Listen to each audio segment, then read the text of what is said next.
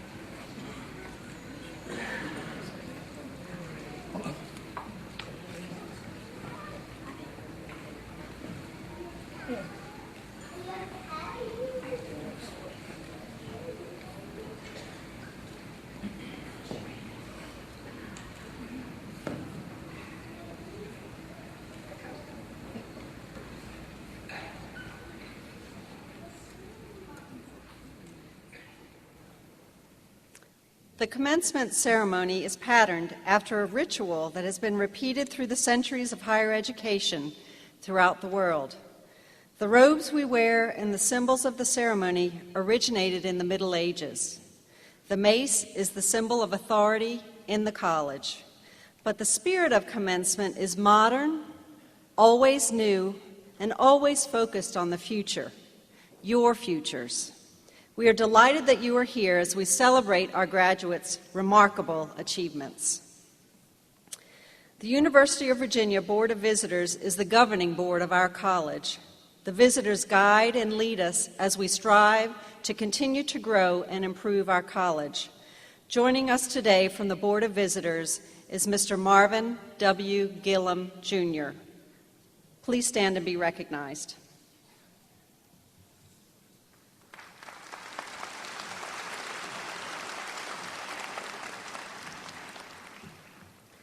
Joining me on the platform are members of the UVa-Wise Board, who do so much all throughout the year in helping grow and improve our college. Please stand so that we can show you our appreciation for all that you do.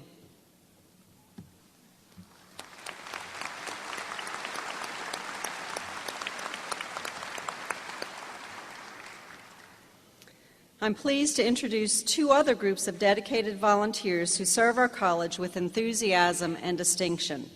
Will the members of the UVa-Wise Alumni Association Board and the UVa-Wise Foundation Board please stand and be recognized?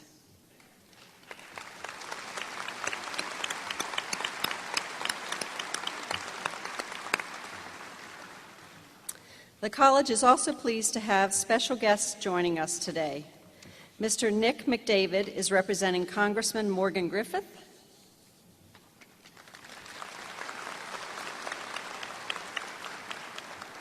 And my family is here today as well. My husband, Alan, and my daughters, Jessie and Margaret Henry. We're so pleased to be part of the WISE community.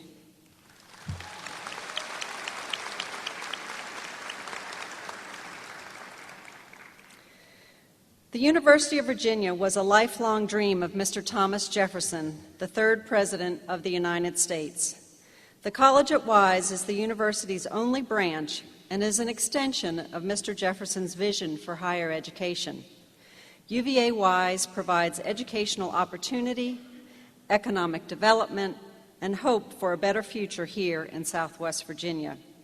We believe, as did Mr. Jefferson, that an educated, reflective, and honorable citizenry is essential to the well-being of our families, communities, and our republic.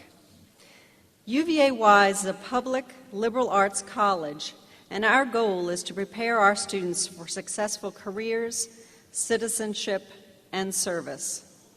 UVA-Wise alumni are leaders in medicine, business, law, politics, education, community service, military service, science, the arts, essentially every walk of life.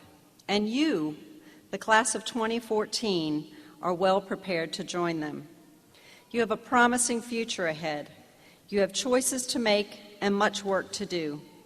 You have the opportunity and the responsibility to be a leader in your communities, this Commonwealth, and our nation. So graduates, explore and endeavor to make sound choices, shoulder the necessary responsibilities, and lead yourself, your colleagues, and your community in making a better world. Seek out and commit to the essentials in your life. Nurture your family, your friends, and your spirit as you journey away from us out into this big, wide world. And remember, you will always have a home here at UVA-Wise. To bring you greetings on behalf of the University of Virginia Board of Visitors is Mr. Marvin Gillum. Mr. Gillum is a resident of Southwest Virginia and an enthusiastic and tenacious advocate for this college and the university. He is also chair of the Board of Visitors Committee on WISE. It is my honor to present Mr. Marvin Gillum.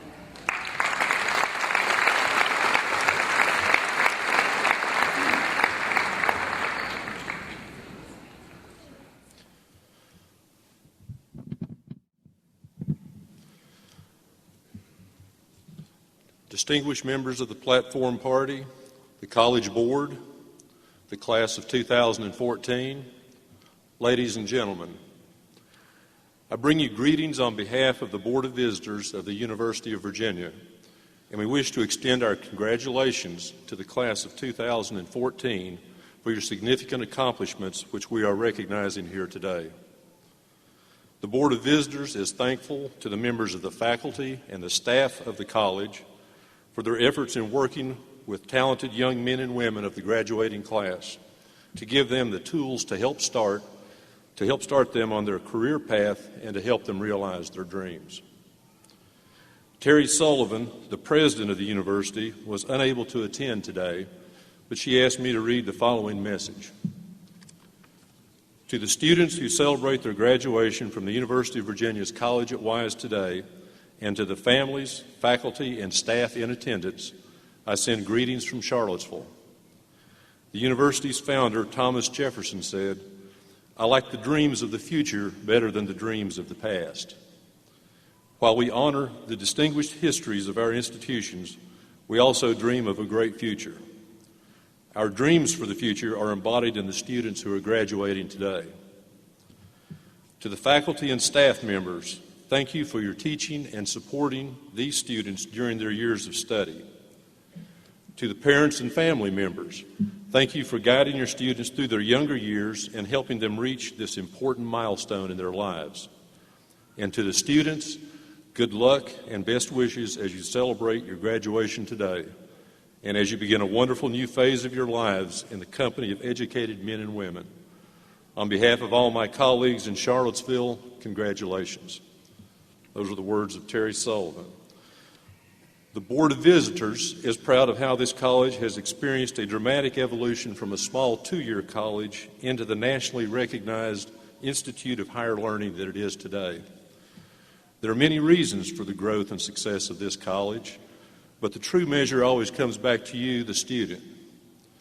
You are the people who enroll, who work hard, who expand your horizons, and you leave the school as a more complete person prepared to meet life challenges head on. The previous graduates of this college have met that measure over the years, and it is the task of this class to continue this long tradition of excellence. The Board of Visitors and President Sullivan extend their best wishes and congratulations to you all. Thank you.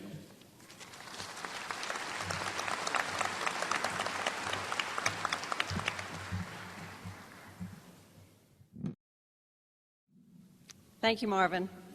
It is now a real pleasure to present Ms. Marcia Adams Gillum, a member of the class of 1982. Ms. Gillum is chair of the UVa-Wise Board, a true friend of our college, and a leading businesswoman in Southwest Virginia. She was also our commencement speaker in 2006. Ms. Gillum will bring you greetings on behalf of the UVA-Wise Board.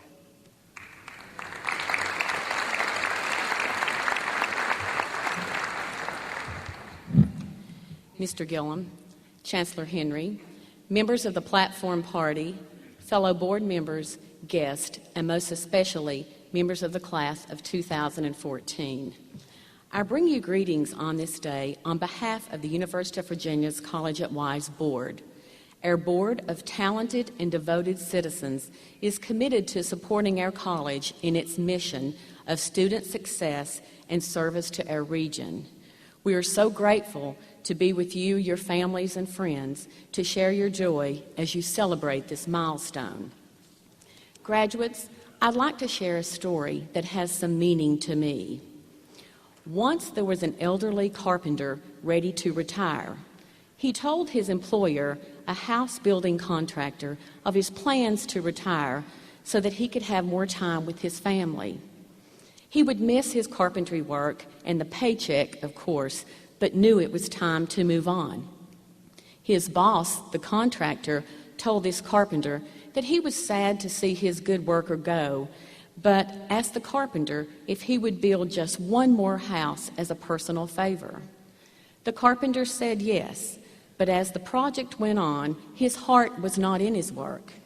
He resorted to poor workmanship and used low-grade materials in building that last house. When the carpenter finished his work and the builder came to inspect the house, the contractor handed the front door key to the carpenter and said, "This is your house. It is my gift to you." The carpenter was shocked. Although grateful, he realized that if he had only known he was building his own house, he would have done it all so differently. That house would have been built with passion, pride, discipline, and his best effort. So it is with us as we build our own lives.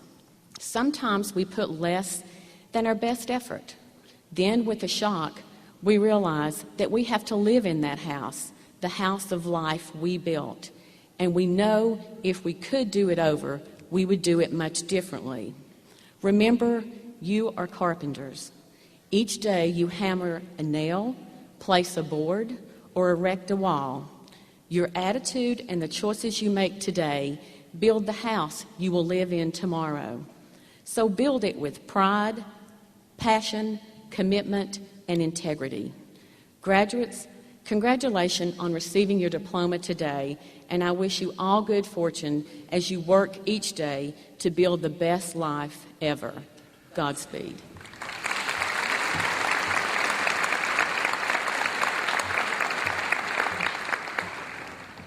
Thank you, Marcia. Now, Mr. Dakota Hill, President of the Student Government Association at UVa-Wise, will bring you greetings on behalf of our student body.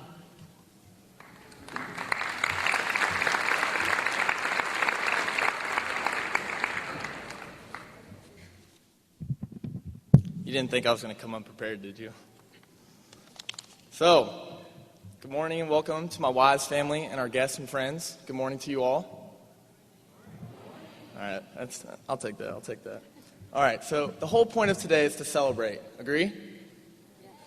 We've made it very far. So we're going to try to have a little bit of fun with this, all right? Sound good? All right, so I need everybody's help. So, to start off, let's give a round of applause to America.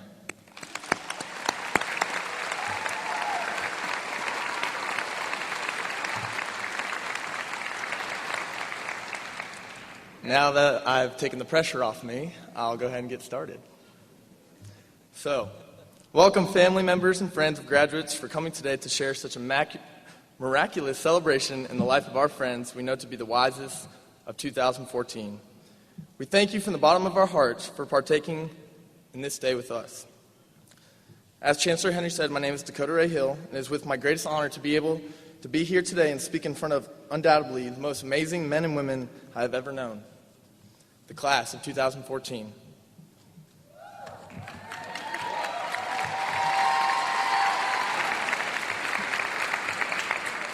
There's a lot of beautiful people in here tonight, huh? Yeah. So, they say the best speeches are ones of briefness and tact. So for the sake of our guests, and additionally an attempt to win a bet that I would not cry on stage, I'll do my best to keep it short and sweet. Graduates, Maya Angelou once stated, "I've learned that people will forget what you said, people will forget what you did, but people will never forget how you made them feel." I feel as if this may be a little misleading considering the quote itself is now famous, but surely enough, I've never heard more true words in all my life. I first heard this saying a little over a year ago as I was sworn into office as SGA president.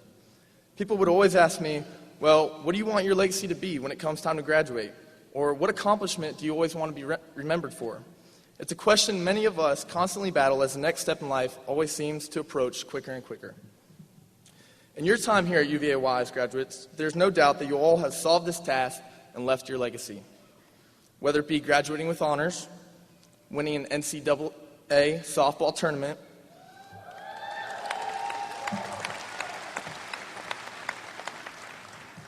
being commissioned as an officer in the armed forces,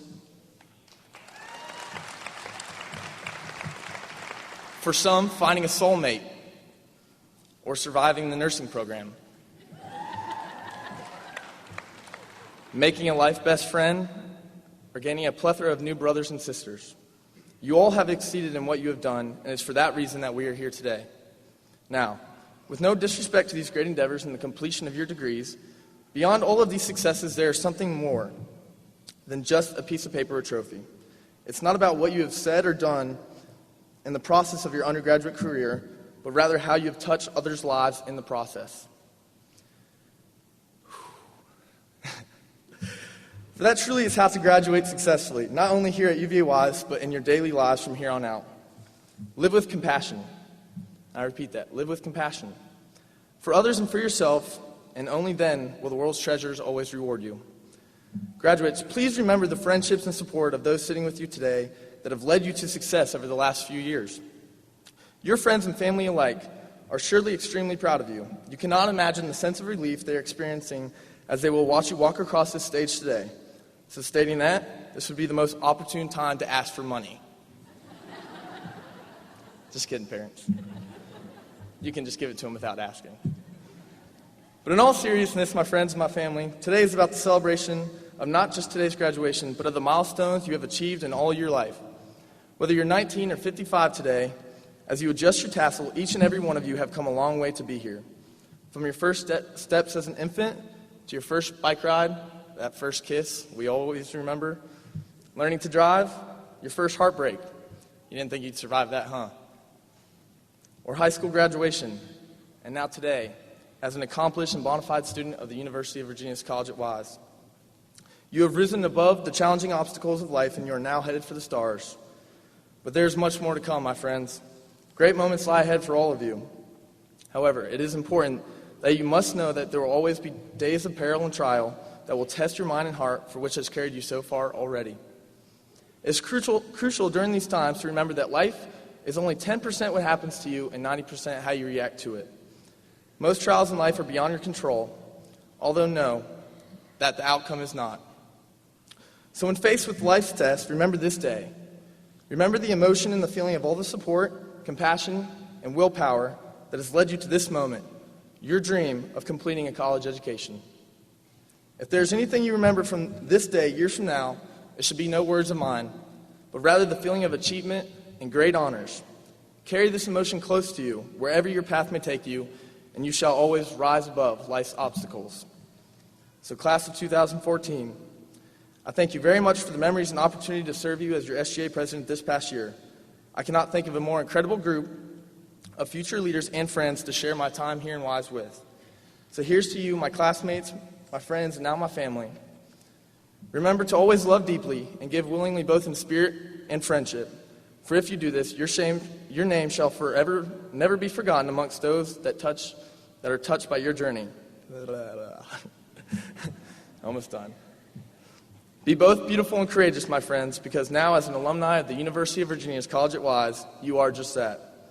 And lastly, in the words of the wisest man we all know as Michael O'Donnell, OD, I love you, babe. Thank you all, and may your victories be endless. God bless America.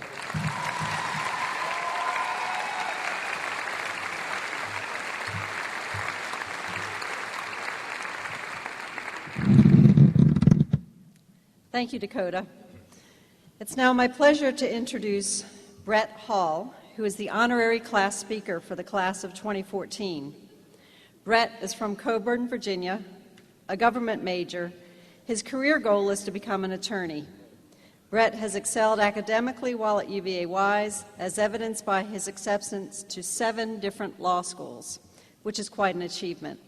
Besides working hard on his studies, he has been involved in the Student Government Association, as well as developing programs for the college's commuter students. Please welcome Brett to the lectern.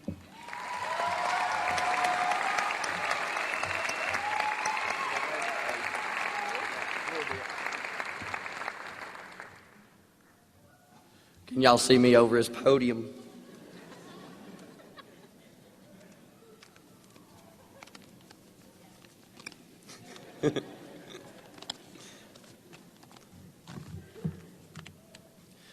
UVa-Wise is an institution of higher education where we have spent our last 4 years.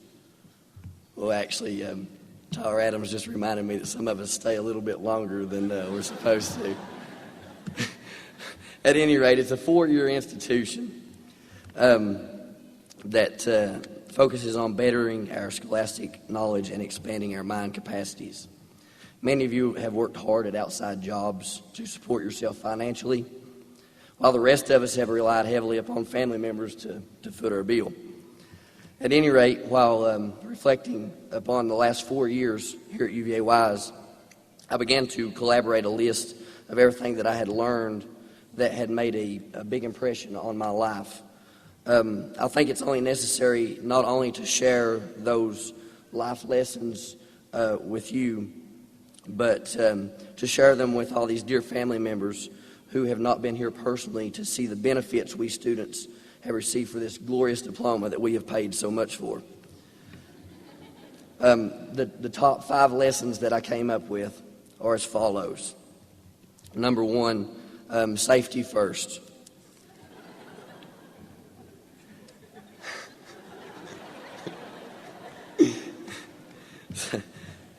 We put a big emphasis on safety here at UVa-Wise, and the bar was set for me as far as safety is concerned our freshman year when the man who built this place, Chancellor David Pryor, he noticed one cold winter night an act of illegality going on campus. And it came in the form of a polar bear ice fishing.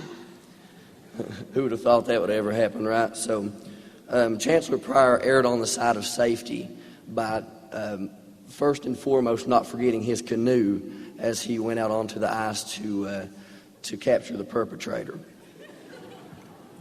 I'm told in regards to safety, I'm told by the ladies and gentlemen of the administration that all of the 5 a.m. fire drills that people experienced were for a reason, and it was safety precautions, and that they did not laugh at any of you guys while you ran outside in your pajamas thinking the building was on fire.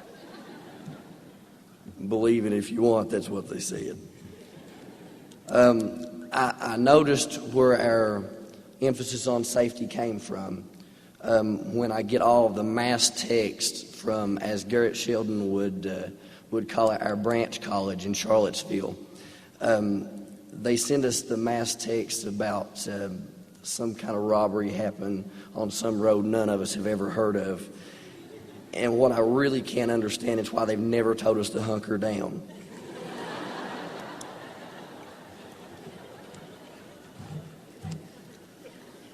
The second life lesson that I have learned here is to be attentive, pay attention. And I'm not talking about only in class, I'm talking about pay attention to your surroundings. What I always like to do is before I go and visit with a professor, I always like to take a little bit of time to notice the political cartoons outside of their office.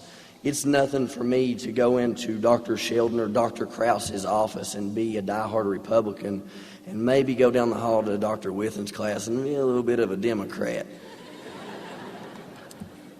You should also pay attention to the people you're around. Know what a smile means to the person who is in front of you. I think of 3 young ladies that we have here with us today who are very, very sweet. Very soft-spoken at times, and just very sweet young ladies, and that's Heaven Chumley, Candy Wallace, and Nikki Lane. And thank you. But with that being said, I would like to reiterate the fact that you need to know what a smile means to these people. You can go to heaven. You can go to Heaven Chumley and present her with a smile. And she's going to give you one back, and she's going to fill the room with love. You can go to Candy, and you can present her with a smile, and she will present that through her artistic abilities, maybe make a painting about it. You can go to Nikki Lane with a smile, and she'll smile back, but deep down she's really thinking about the dumbest thing that you say and how she can make it into a tweet on her Twitter page. The third life lesson that I've learned here was taught to me by a man who is up here close and to my right, and I think that is with reason. I think they strategically put he and I close to the administration so that they can keep an eye on us, and that's Mr. Nate Large.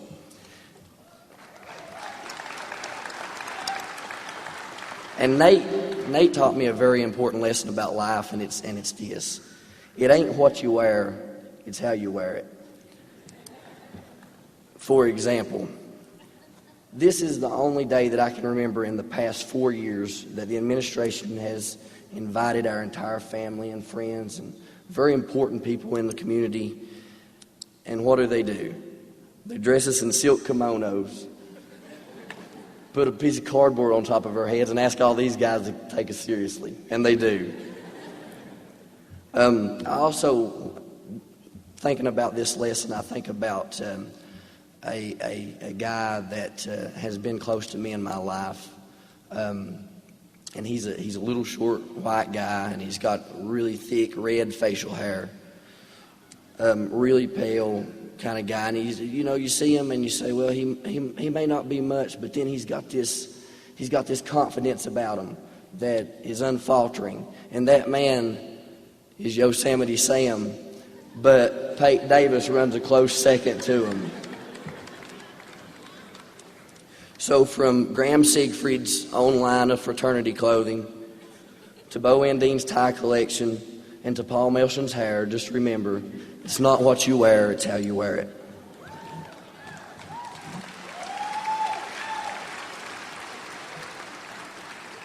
The fourth lesson that I learned is something that I think we oftentimes forget until the honor court reminds us by sending us a certified letter, but is always cite your sources. So this speech has been borrowed heavily from Miss Sidney Gilbert, Mr. Nathan Rasnick, Nate Large, Madison Savarese, and Dr. Eric Drummond Smith directly. Now, I also had some inspiration that I didn't necessarily quote anybody straight off, but I did have some inspiration while writing this speech. And that is, of course, my family. Niccolo Bernardo Machiavelli, Robert Frost, the late, great Dale Earnhardt. You got it, baby. Those guys that came here with a TV show to look for the wood booger on High Knob. All of the Beeline gas station attendants.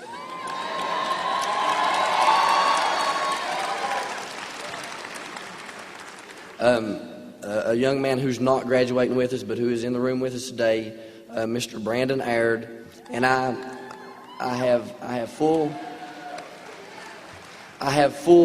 confidence that Mr. Aird will someday be able to walk across this stage without getting tackled. Miss Cindy from the cafeteria, Mr. Jordan Childress, who has reminded me of another person that inspired me, and that is our very own 1991 Miss Clinch Valley College, Dr. Amy Clark, Dave Thomas from Wendy's, and of course, Daniel Jesse's short capri pants. I was also reminded by Mladen the other day. I asked him in regards to this. I said, I'm going to try to get some people together who have inspired me, and I need help thinking about it. And he reminded me that it's not only important to cite your sources, but to thank your sponsors. And any NASCAR fan knows that it's imperative that you thank your sponsors. And he gave me some ideas of some sponsors that I believe we all should thank. They're unofficial, of course, but I think that we really need to thank these people, and that's Red Bull Energy Drinks, the Anheuser-Busch Brewing Company, and Wikipedia. Make no mistake about it, those guys have been here for us. They've gotten us through these 4 years. They're why we're here today.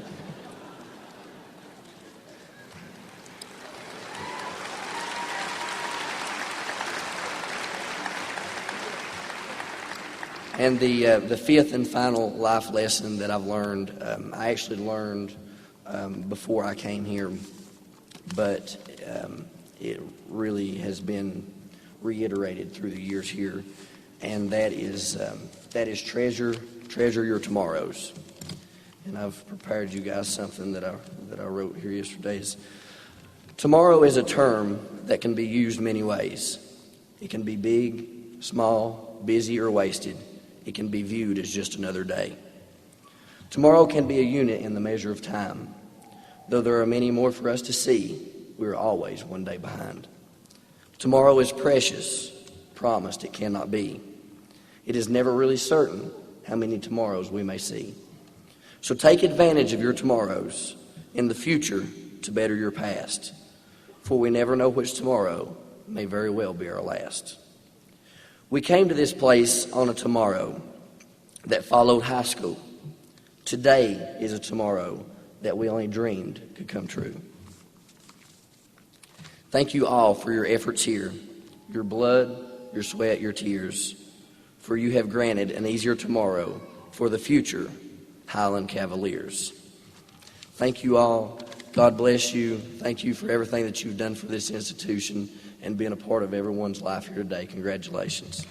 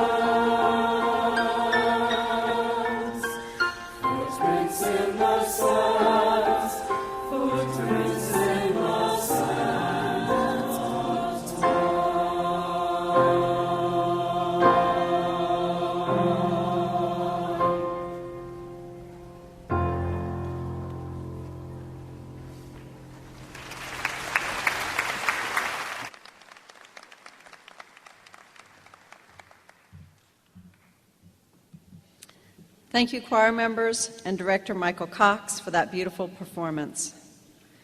It is now my distinct honor to introduce our keynote speaker, Sophia M. Starnes, Poet Laureate of Virginia since 2012. Ms. Starnes is the author of 5 poetry collections and has received numerous awards for her work, including the Aldrich Poetry Prize, the Transcontinental Poetry Prize, the White Bird Poetry Series Prize, the Rainier Maria Rilke Poetry Prize, and the Virginia Writers Club Super Achievement Award in Poetry. Ms. Starnes has also been the recipient of a fellowship from the Virginia Commission for the Arts. Her poetry has appeared in close to 100 journals, including Southern Poetry Review and the Notre Dame Review.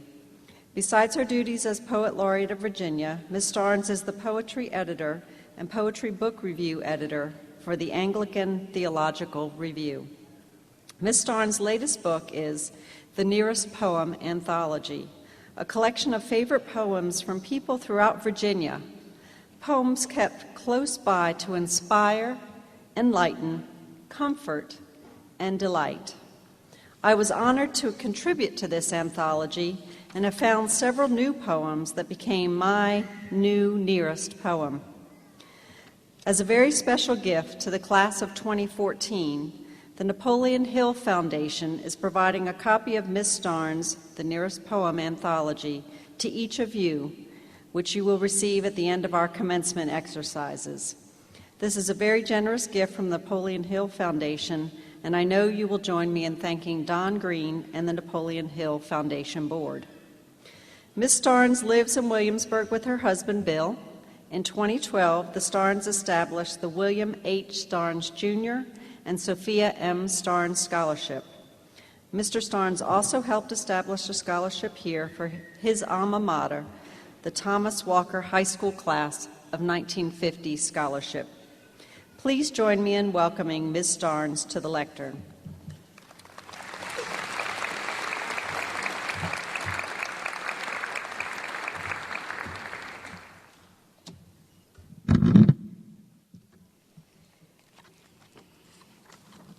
Chancellor Henry, members of the College Board, administration, faculty and staff, distinguished guests, friends and family, relieved parents, and most importantly, members of the UVa-Wise Class 2014.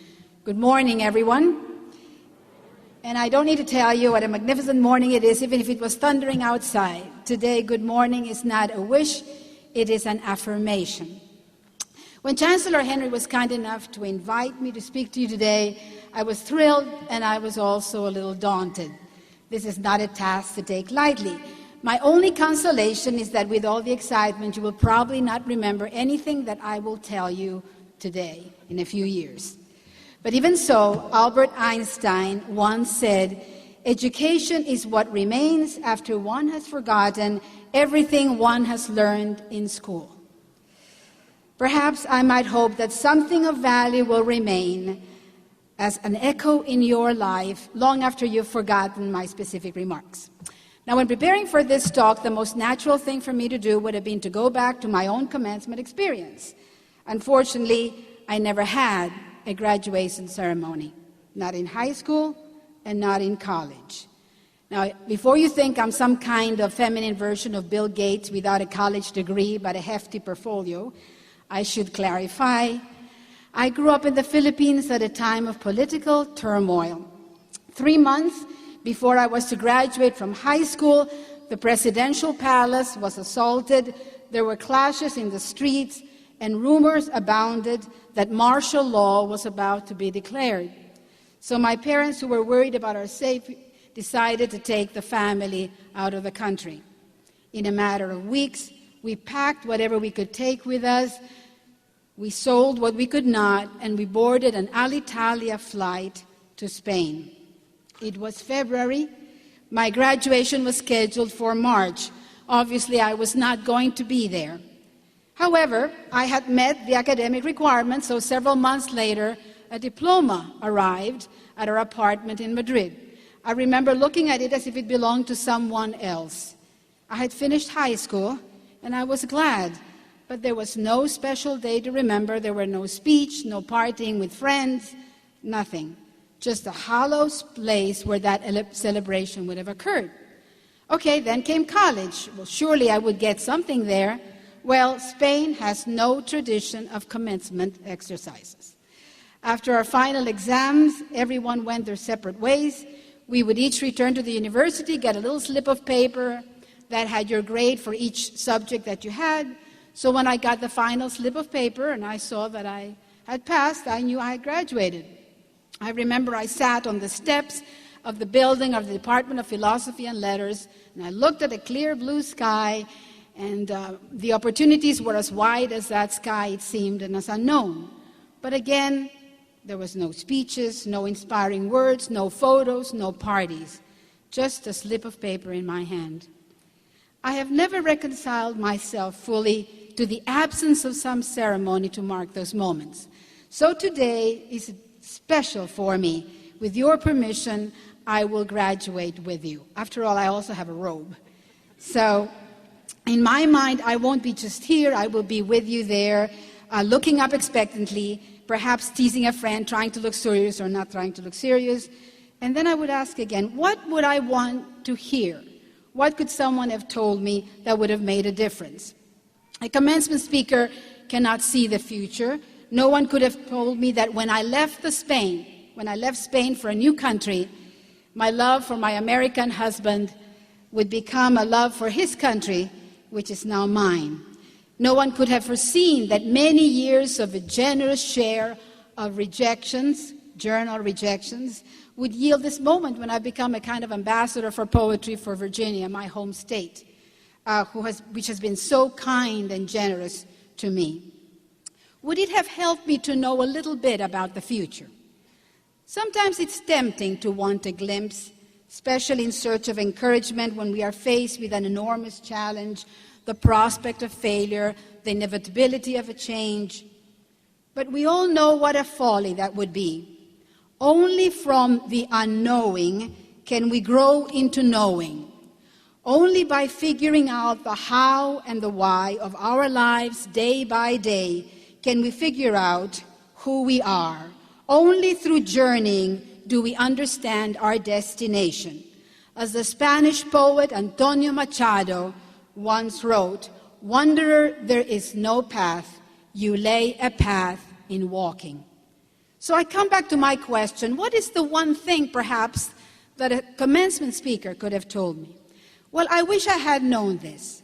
I wish I had been told that my life, that our lives, every one of them is a poem, a magnificent, meaningful poem gradually emerging.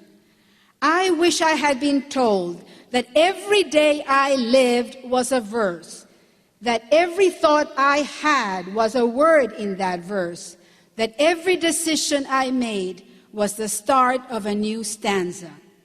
I wish I had been reassured that the silences and the absences, those periods in my life of not knowing, and there are many, and you will have them, are but the pauses between those stanzas, the necessary breaks to arrive at the next phase.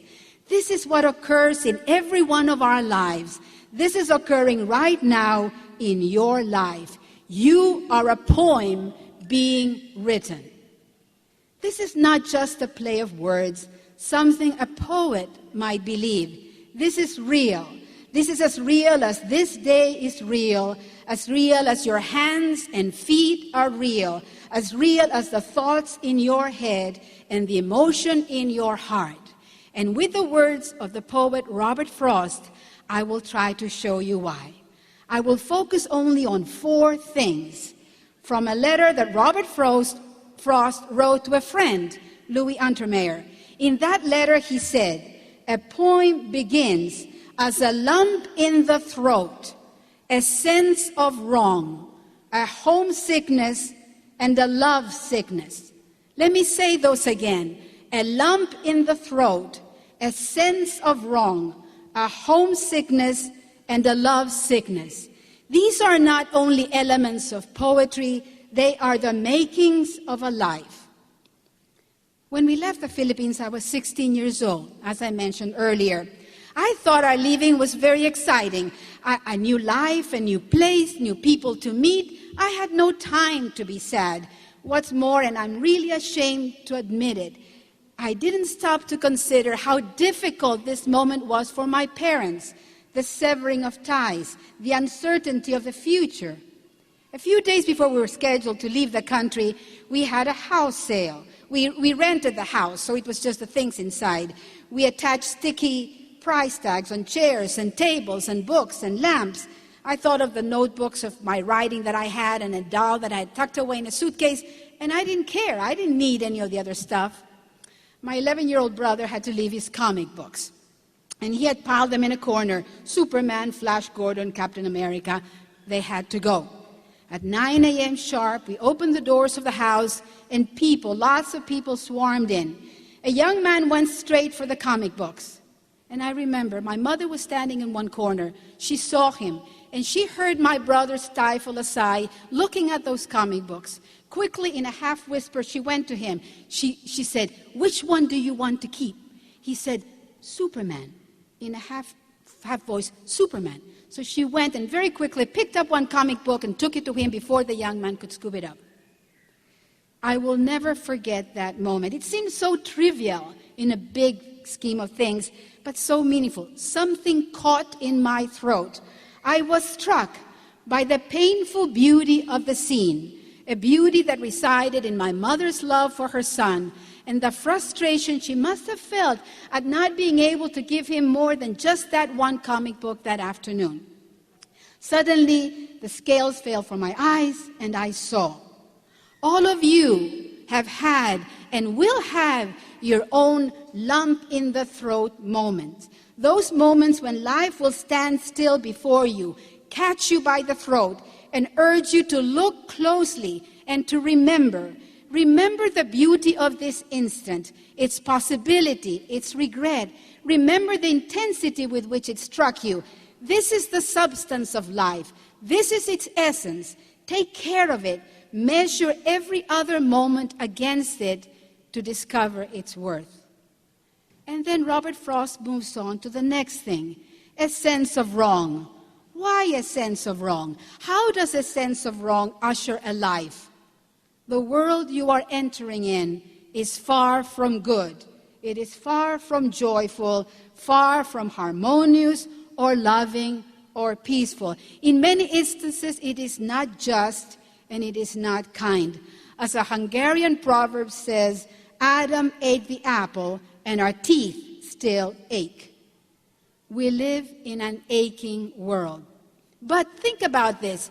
How would we know, how would we have this sense of wrong if we did not have a sense of right inside us? History is littered with conflict and injustice. We've never seen it. As George Bernard Shaw, the English dramatist, says, only on paper has humanity achieved glory, beauty, truth, knowledge, and abiding love. Only on paper. So where does this come from? Where does our concept of right and goodness come from? Where do the heroes and the saints and the rebels derive their obsession with righting a wrong? We have a moral compass within us, an inner voice that speaks in favor of what is right. Time and again, it is this core sense of right that allows us to sense a wrong and urges us to do something about it. Many times in your life, you will be faced with the need to choose between right and wrong. Sometimes it will seem easy, even if doing the right thing is hard. And sometimes it won't be so easy. People will bombard you with arguments in favor or against one thing. And you will fret, and you will wonder, and that's a good thing. If you wonder and fret, that means you care. But do not fret too long. When you're unsure, I would urge you to do one thing. Look for beauty. Beauty is a guarantor of good. You know, the poet Wilfred Owen served as a soldier in some of the worst battles in World War I. He was killed a week before the war ended. He wrote very poignant letters to his mother. And in one of them he says, I suppose I can endure cold and fatigue and face-to-face death as well as another. But there is the universal pervasion of ugliness, hideous landscapes, vile noises, foul language, nothing but foul, everything unnatural, broken, blasted. What is right, what is good, is always beautiful. It is the opposite of unnatural, broken, or blasted. It is a nurse tending to a wound. It is a father with a son on his shoulders on the way to a baseball game. It is a soldier risking his life bearing a comrade to safety. It is a clear mathematical equation and the smile on the mathematician's face when he sees it. It is the image from the Hubble telescope beaming the early universe to us and our joy. This is beauty, and it is moments such as these that poetry and life are made. Moments when we sense a wrong and strive to right it, when we opt for beauty, and by choosing beauty, we undo a malice. So that's two. And the third one, he says, poetry begins as a homesickness. Now, why homesickness? And what do you mean by homesickness? I have a niece in Spain. She has a growing family. She and her husband adopted 3 brothers from Colombia 2 years ago. They were 6, 5, and 2 years old.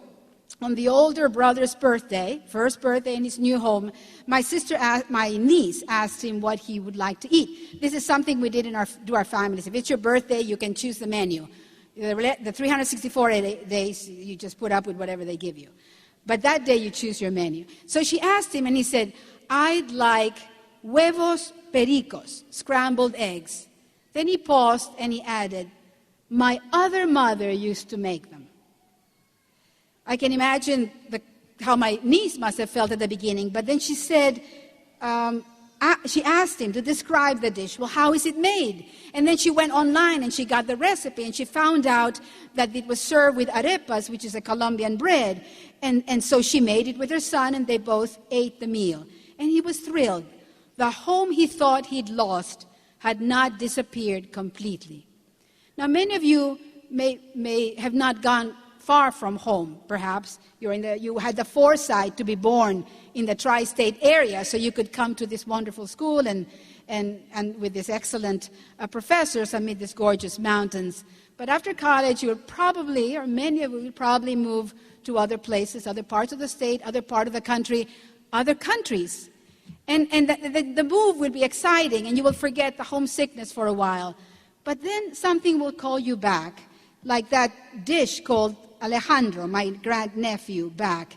If not to a specific place, to a particular moment of being, or what the great Southern writer Flannery O'Connor would call a habit of being. You see, there are 2 types of memory. There's the kind of memory that's the stories, the dates, the recipes, the images, the lyrics of songs. And I hate to tell you this, but you may eventually forget this. I never thought I'd forget all the lyrics of the Beatles songs, but I have forgotten lots of them. But then there's the other memory, and that is the memory of who you will become, the memory that shapes your life, your own blend and mix, the accumulation of experiences. You will be, as we all are, an ever-present memory that is no longer remembered, but is pulsating and real. This is where homesickness comes in.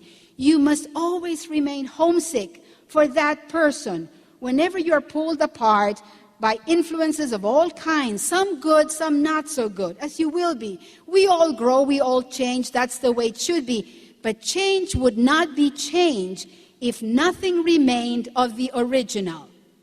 Think about this. The oak retains its identity in the fall when all that's left are a few stubborn, crinkled leaves. It is still the oak, and because it is still that oak, it will bear oak leaves in the spring. Will you be able to recognize yourself throughout your life, no matter where you are or what you are doing? Will you know who you are? This is the homesickness that Robert Frost referred to, the homesickness for our true selves, an ache that forces us to be reflective about the things that really matter and what we are willing to exchange for something else and whether it's worth it. Homesickness is the correction against displacement, the cure for the fantasy that wealth and power, that life will dangle before you. It's not just an individual homesickness. It is a homesickness of the world, of our society, our country, when the world loses its way, forgetful of what it means to be human. In the throes of this homesickness, you write the human poem of your life. And the last thing is lovesickness. We are wired to connect with other human beings in a process that forces us outside ourselves. We cannot grow unless we break the circle of our egos by looking outward. Here's something an English writer, G.K. Chesterton, said. It's an interesting scenario. Imagine a mathematical creature from another planet looking at the human body for the first time. He says, my goodness, there are actually two. They're a duplicate.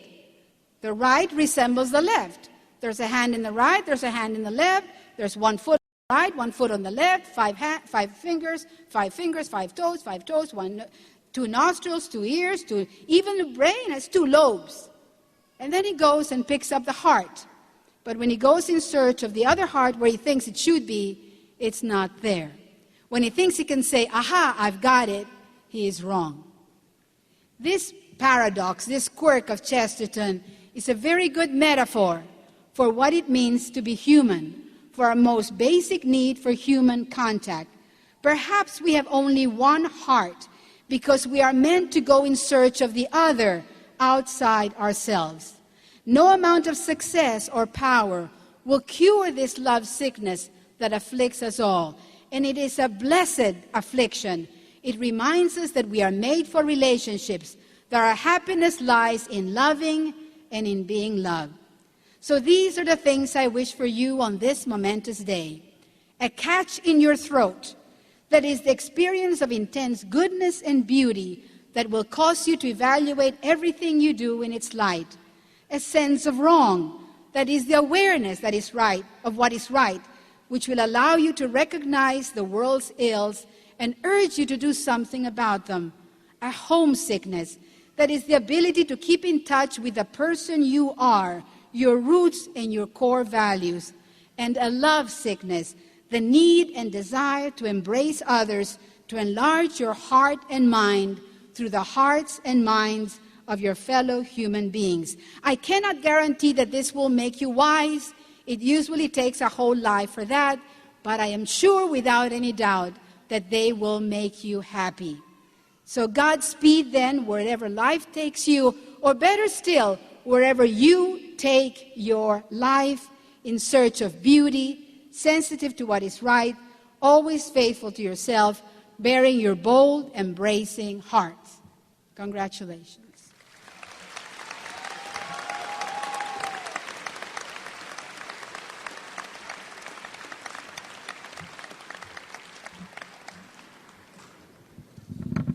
Thank you very much, Ms. Starnes.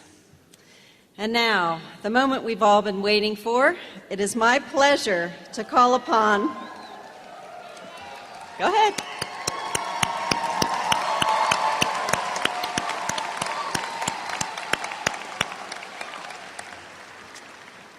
It is my pleasure to call upon Provost Sandy Huguenin, who will present the candidates for graduation.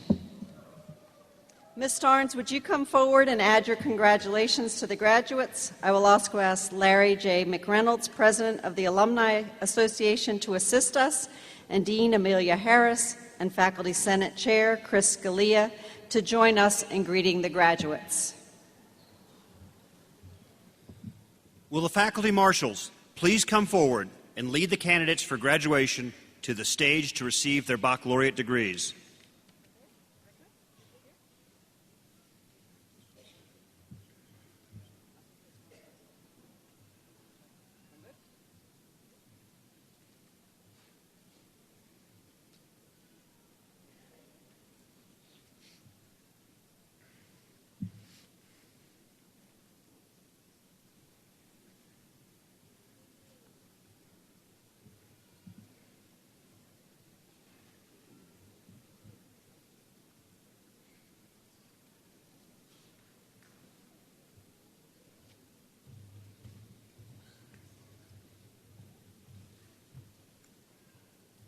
Michael Asante Adakwa.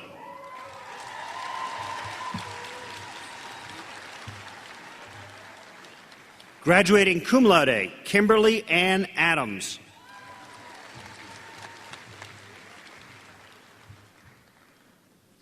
Tyler Patrick Adams.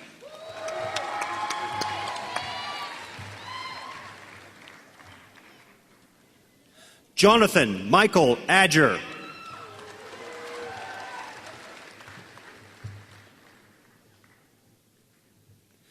Christina Marie Ahern.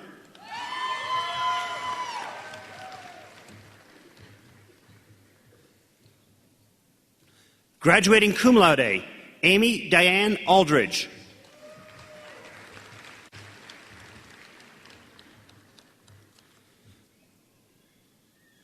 Dylan Thomas Allen.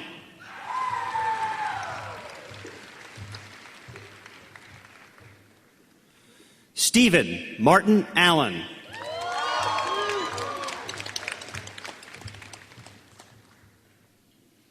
Eric Wesley Anderson.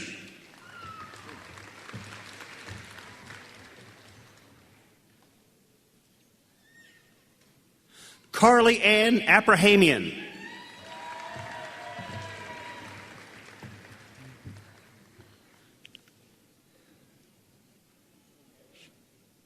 Renisha Iana Archer.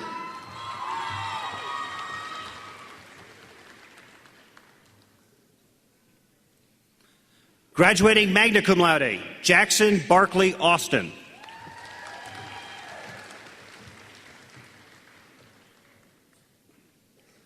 Nicholas Bradford Austin.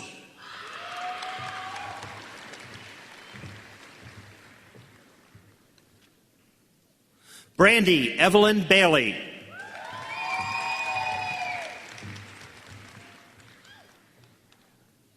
Chelsea Aitana Barker, graduating cum laude.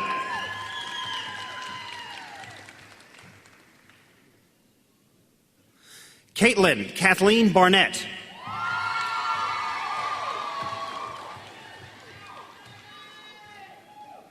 Graduating cum laude, Amber Nicole Basquette.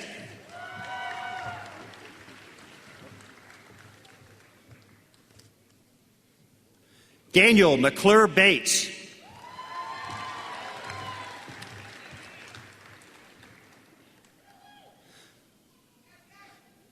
Blaine G. Bickel.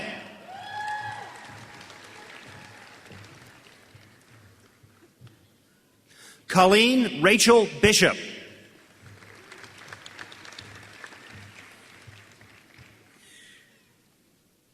Melissa Nicole Blackburn.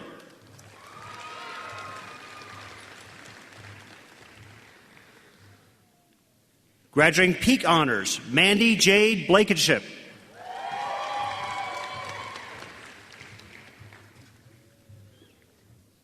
Justin Lee Blevins.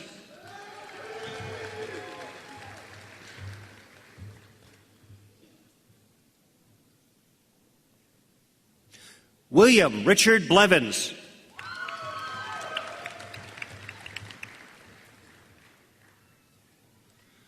Jessica Leanne Boatwright.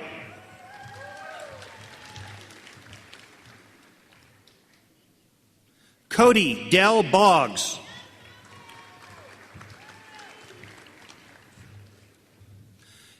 Graduating magna cum laude, Erica Ann Boggs.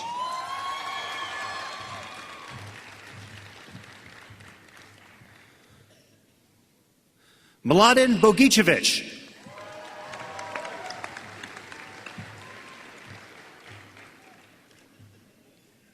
Graduating summa cum laude, Hannah Brooke Bowling.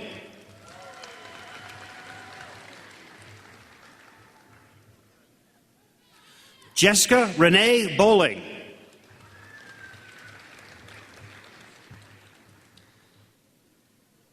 Chelsea Joe Booth.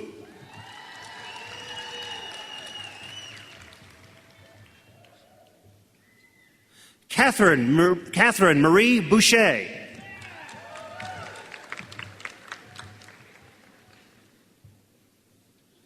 Deborah Lynn Dean Bowman.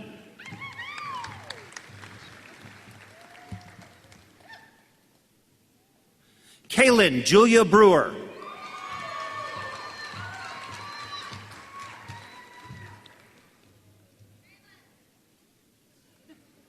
Graduating cum laude, Emily Ann Brock.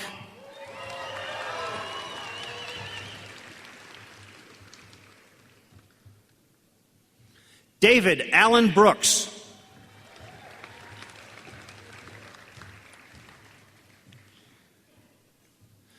Joshua Daniel Brooks.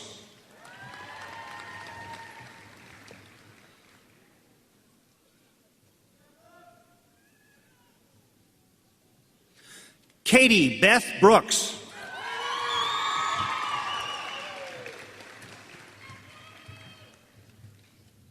Amanda Jean Broyles.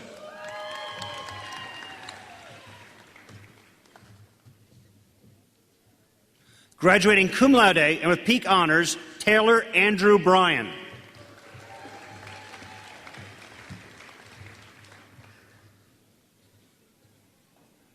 Graduating magna cum laude, Megan Michelle Buchanan.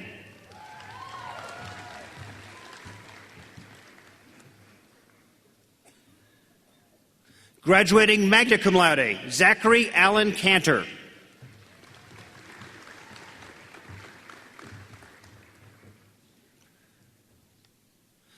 Graduating cum laude, Haley Marie Cantrell.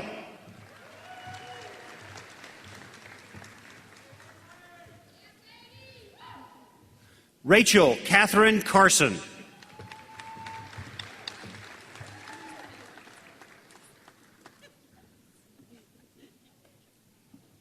Graduating magna cum laude and with peak honors, Tiffany Lynn Carter.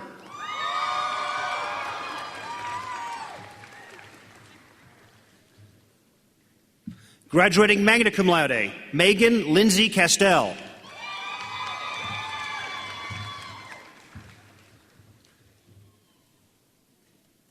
Sean Michael Castell.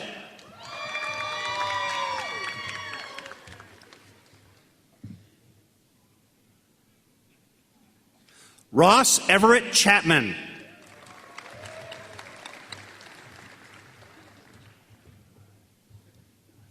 Amanda Grace Chavaria.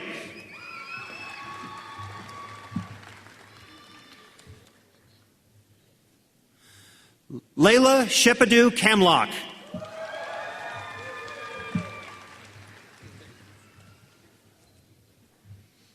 Graduating cum laude, Jordan Sean Childress.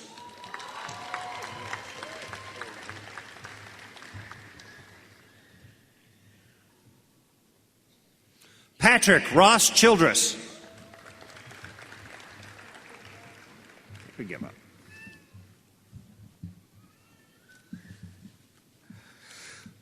Barbara Jean Childs Barber.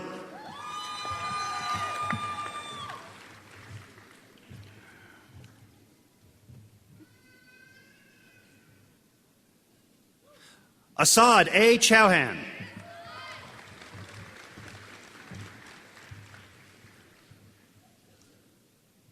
Heaven Lee Chumley.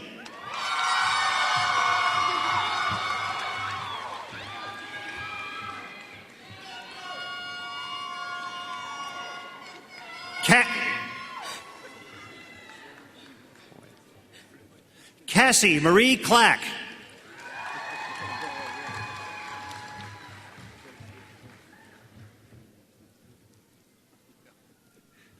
Dalton Lee Clark.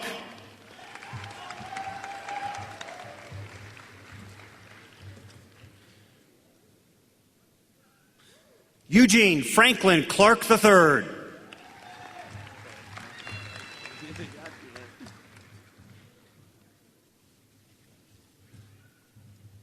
Logan Travis Clark.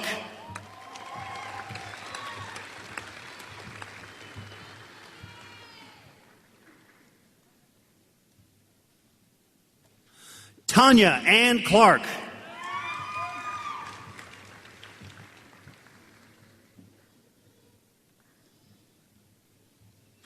Erin Lindsay Clem.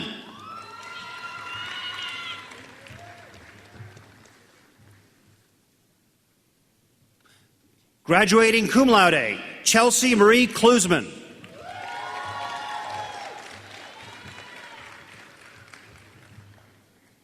Ashley Delamay Cockerham.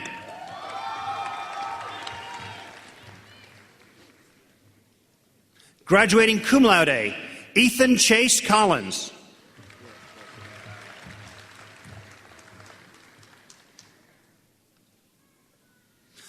Joshua Brent Collins.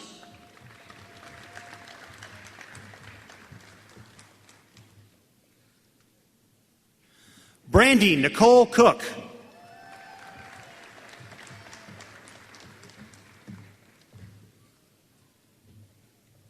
Ashley Jade Cope.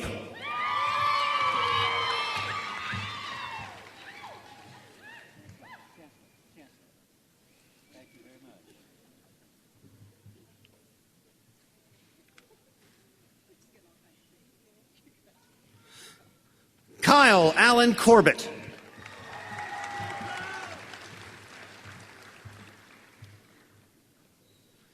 Kara Morgan Couch.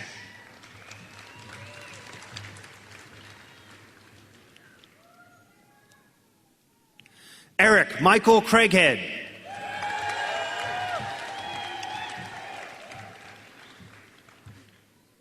Braden Hill Crouch.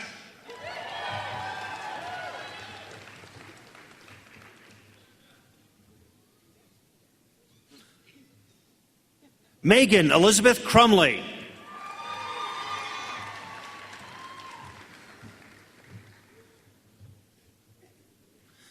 Catherine Ann Cummings.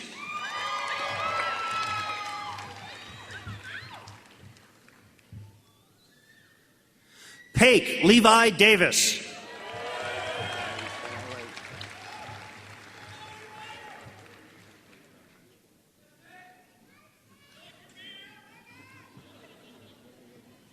Graduating summa cum laude, Tyler Preston Davis.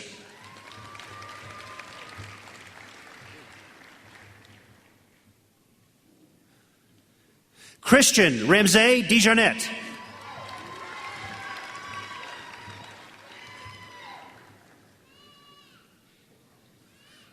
Brianna Chantel Dickerson.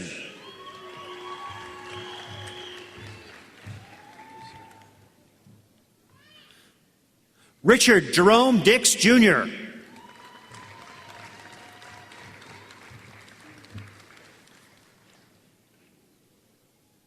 Megan Ray Dillon.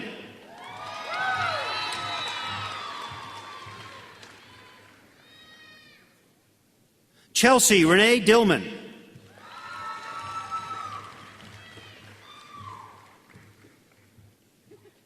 Christian Sean Dimmick.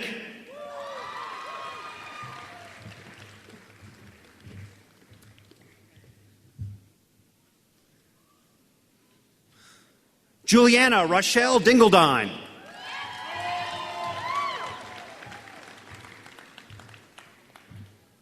Graduating cum laude, James Thomas Dingus.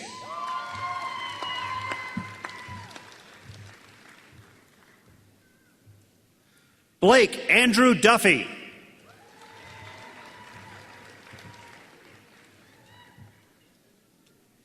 Graduating summa cum laude, Justin Gregory Edwards.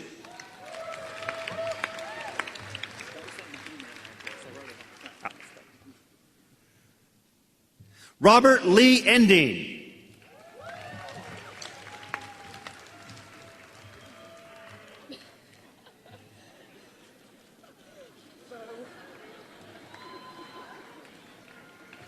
Rachel Nicole Endicott.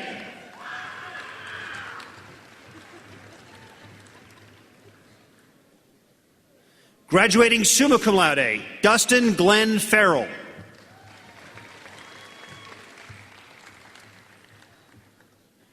Graduating magna cum laude, Jennifer Elaine Fisher.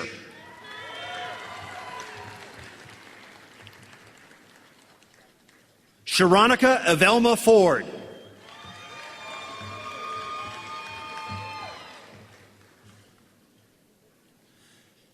Graduating magna cum laude, Lisa Brianne Foster.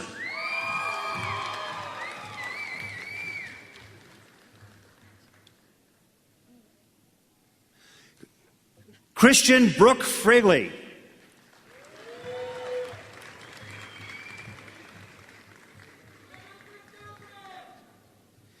Keenan Marquise France.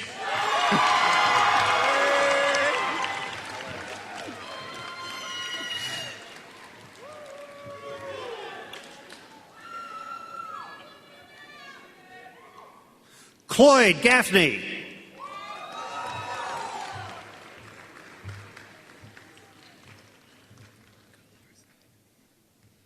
Robert Edward Galarza.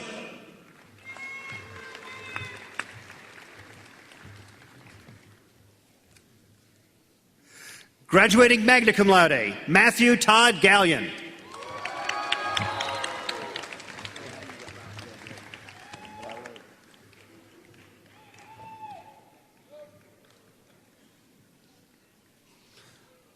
Rance James Garrison.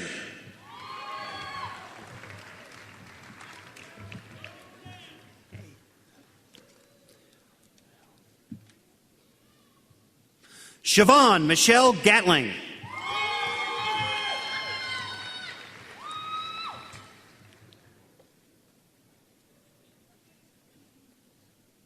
Katie Danielle Gibson.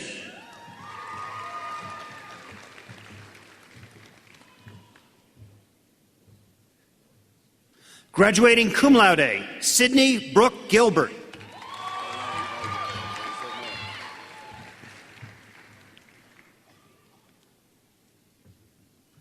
Christina Barksdale Gillenwater.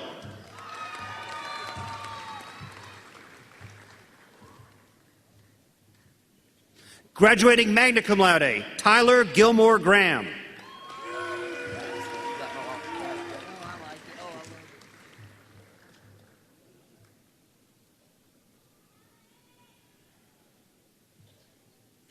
Jamie Lee Green.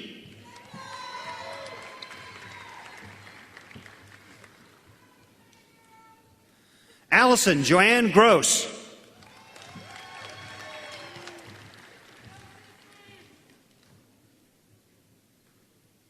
Courtney Leanne Hagee Lawson.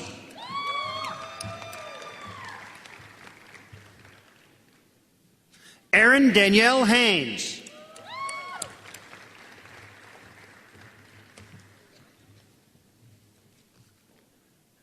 Naomi Ruth Hale. Thank you. Thanks. Chaz Everett Hall.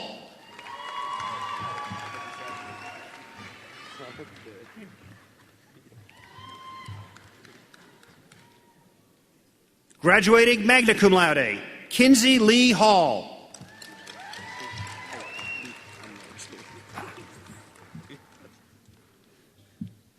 Michael Brett Hall.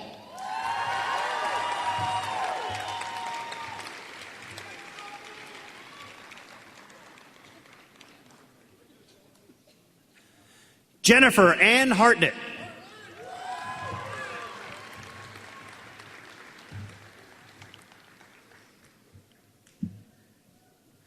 Trevor Kyle Hartsock.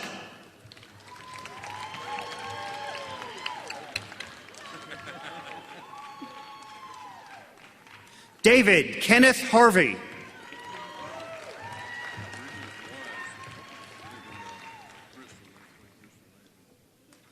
Haley J. Hawks.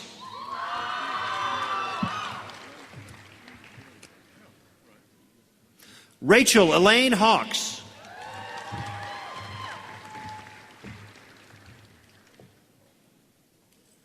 Michael Min Henry.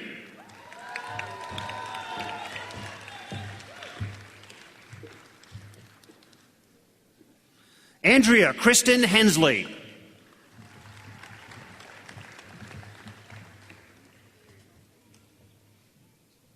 Megan Lucille Herndon.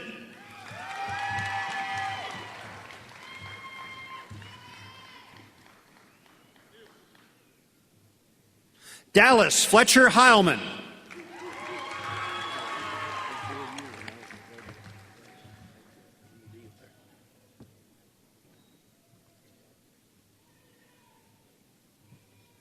Kayla Shea Holdway.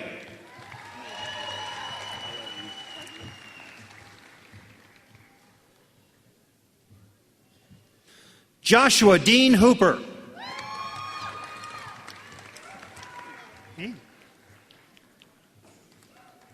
Shannon Alicia Howell.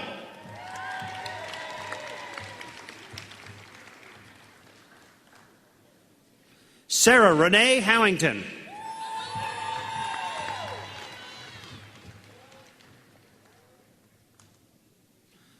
Meredith Ann Hubbard.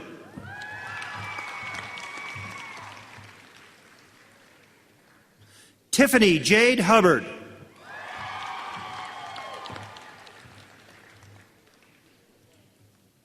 Graduating cum laude, Mark Allen Huff.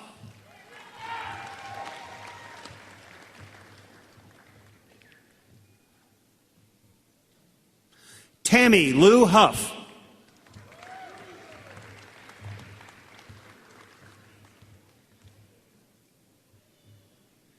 Daniel Tyler Hughes.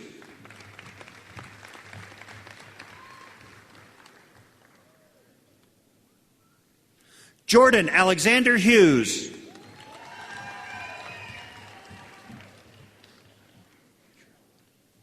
Isaac Adriel Hunt.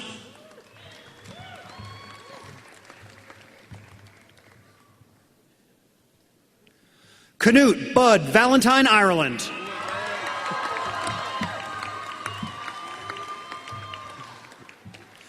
Derek Copeland.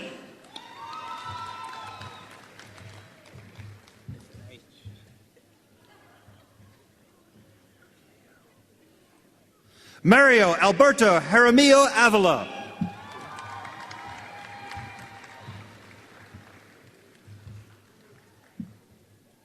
Andrew Stewart Jesse.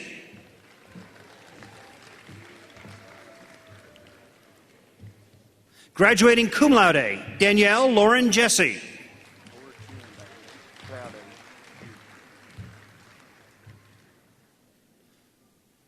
Joshua Michael Jobin. Jobin.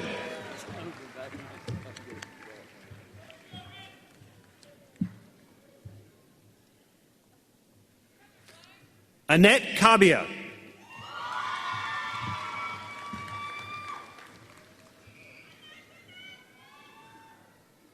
Aaron Lee Kellum.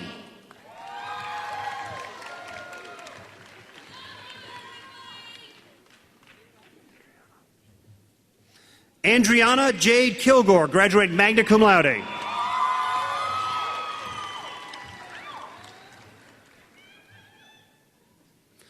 Richard M. Kilgore.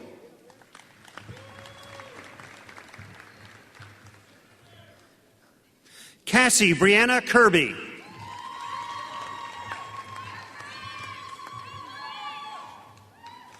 Gregory Lowell Kaiser.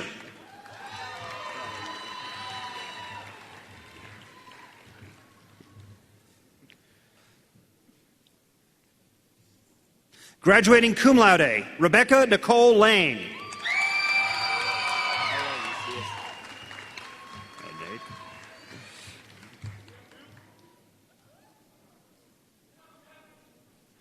Kevin Nate Large.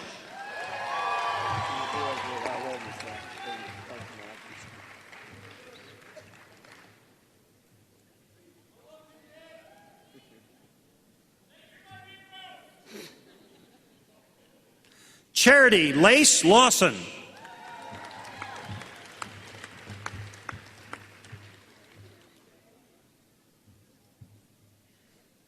Samantha Jewel Leap.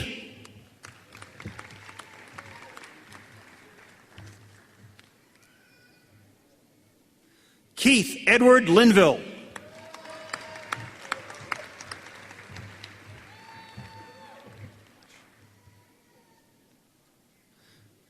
Jacob Lewis Leishan.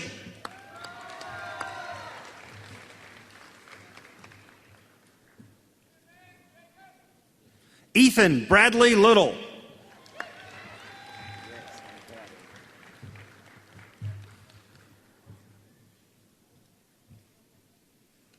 Carrick Dwayne Lochner II.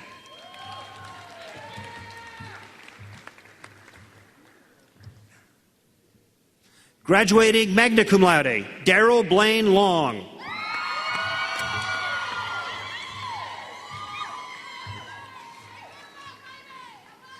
James Elton Long.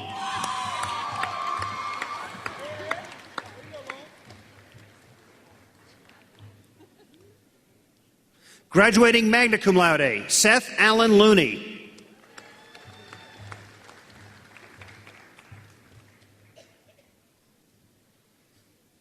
Graduating magna cum laude, Zachary Stephen Lovell.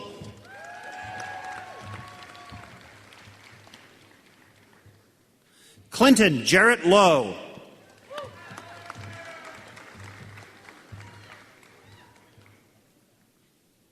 Samantha Keeley Lowe.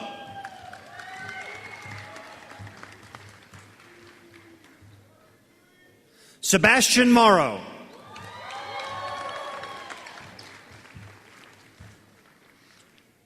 Ryan Casey Markham.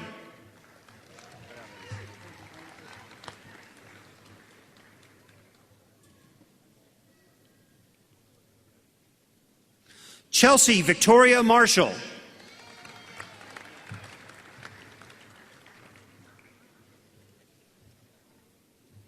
Kayla Noel Martin.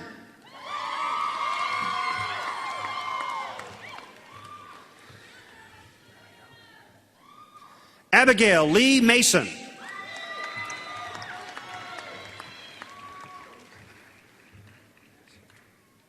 Elizabeth Diane Massey.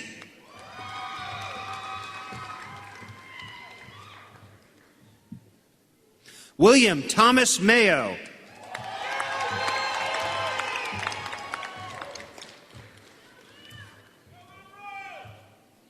Chesley Leanne Mead.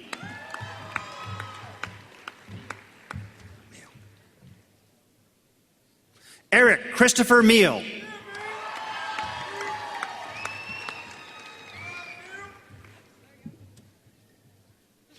Paul Melshin.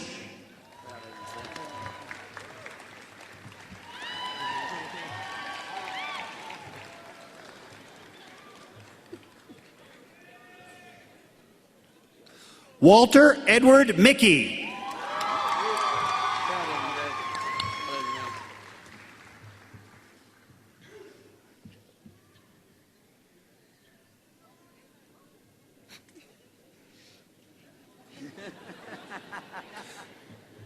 Brittany Nicole Milgram.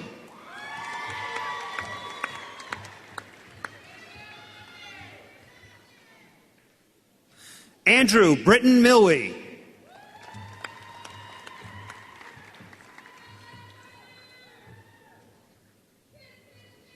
Isaac Andrew Minor.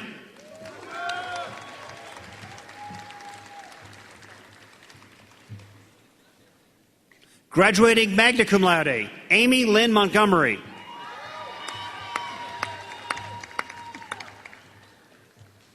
Graduating cum laude, Brad Lawson Morris.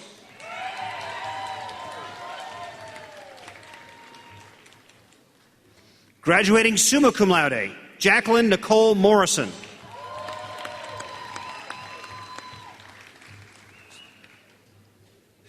William Winfrey Mosley.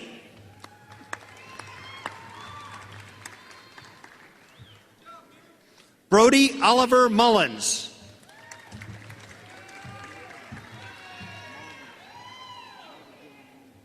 Christopher Mark Mullins.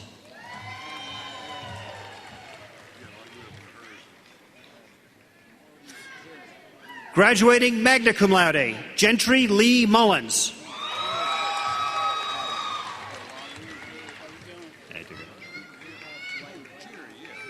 Graduating cum laude, Landry Jonathan Mullins.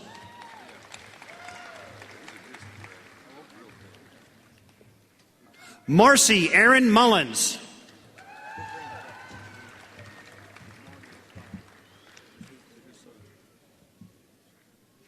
Harold Douglas Murphy, Jr.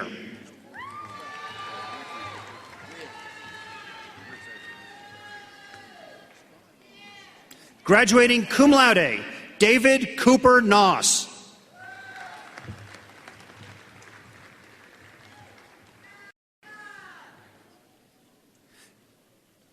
Katie Marie Nugent.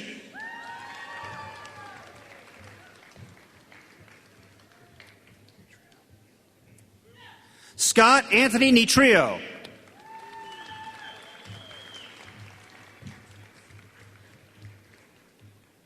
Ernest Yaw Apong.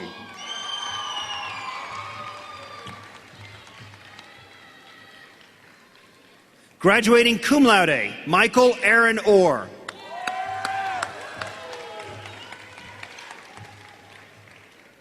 Megan Danielle Osborne.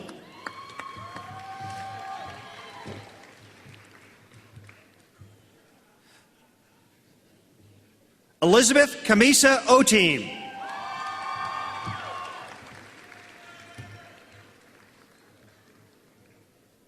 Alan Dwayne Owens.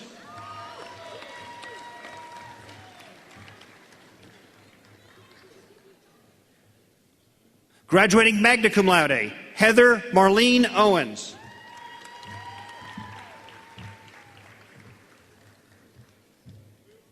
Graduating cum laude, Tangela Noel Owens.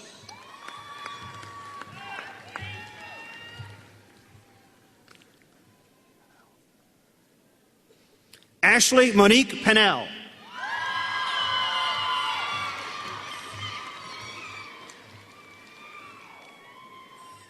Danielle Ray Parks.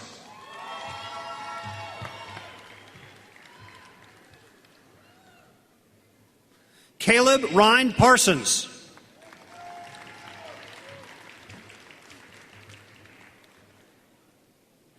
Graduating cum laude, Elena McCoy Parton.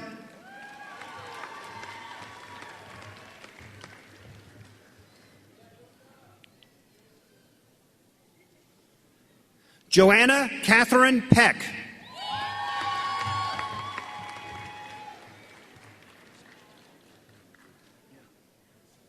Ryan Dylan Penley.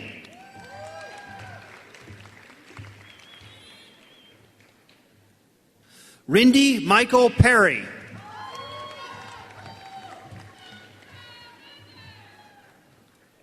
Shay Christian Perry.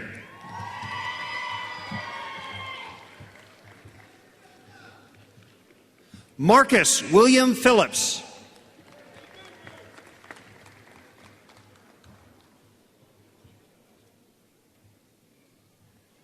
Rachel Renee Person.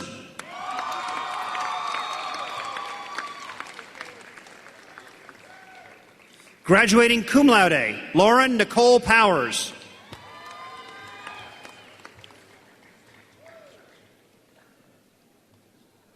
Dorian Chanel Pizdrowski.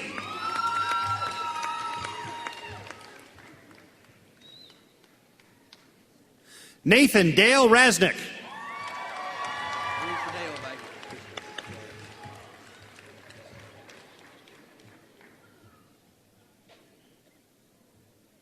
Carly Elizabeth Reiber.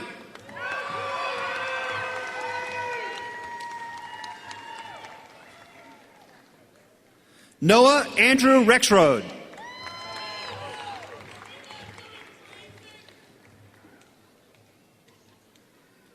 Kelsey Victoria Marjorie Riley.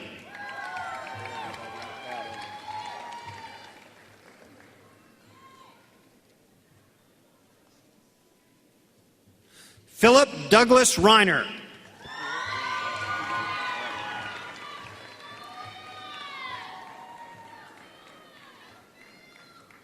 Jeffrey Scott Ringhofer.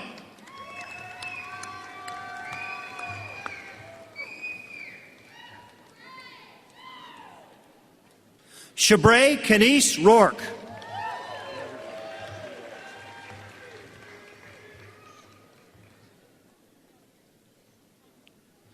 Michael Stephen Thomas Rourke.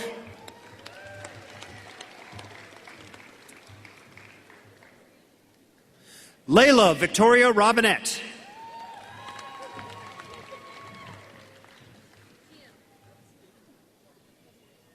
Graduating magna cum laude, Kelly Alexandra Robinson.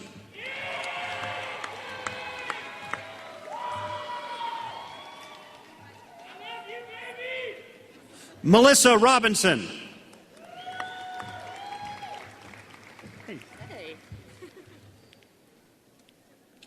Samantha Ray Robinson.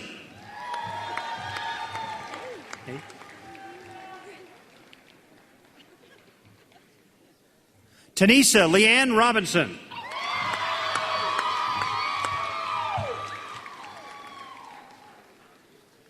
Graduating cum laude, Christina Ann Romualdo.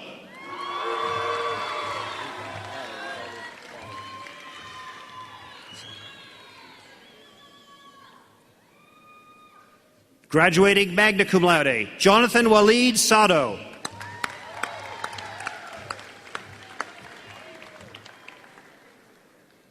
David Joseph Sabo.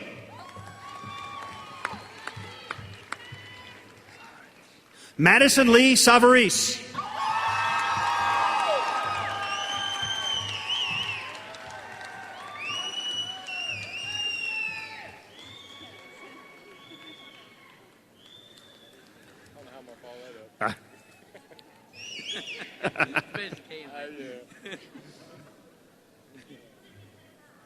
Christopher Dewey Scott.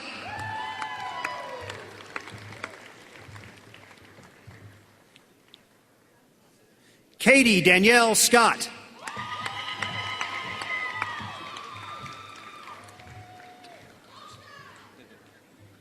Tiana Mercedes Shanton.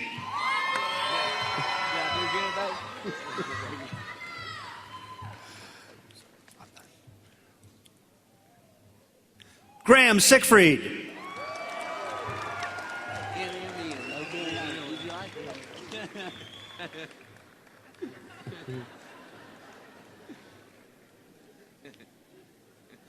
Adam Lee Sizemore.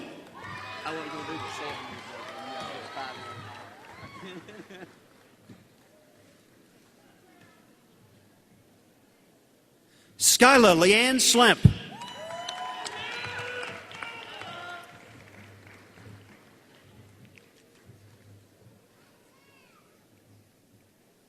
Graduating magna cum laude, Samantha Jade Smith.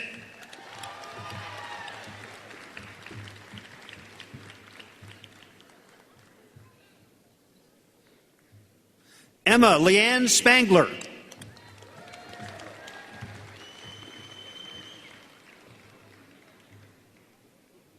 Julie Caitlin Spangler.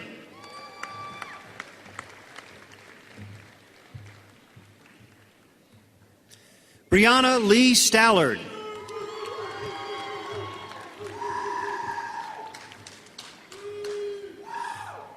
Heather Michelle Stallard.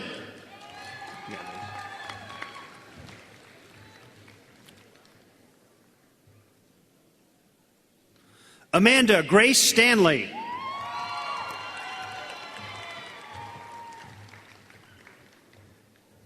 Graduating cum laude, Anne Marie Steves.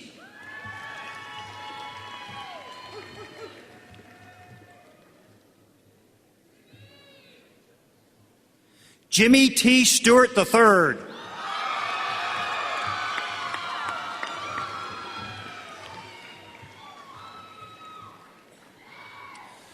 Alexandra Delarue Street.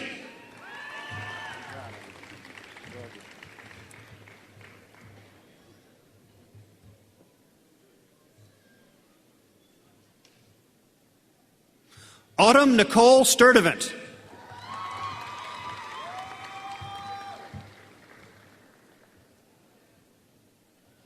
Aaron Gregory Sturgill.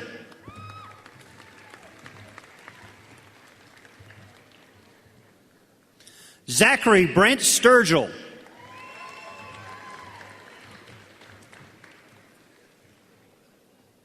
Krista Nicole Sullins.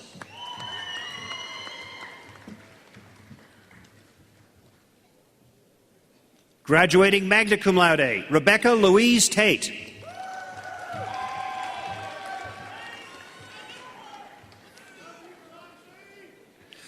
Casey Renee Taylor.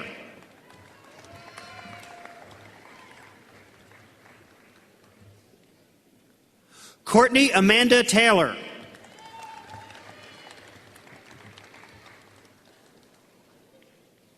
Graduating cum laude, Jeffrey Carter Taylor.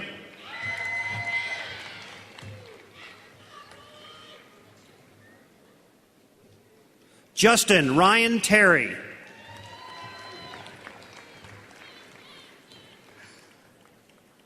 John Edward Thompson.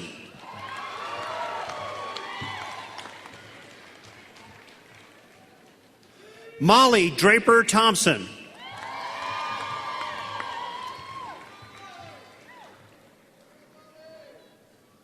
Levi Taylor Trent.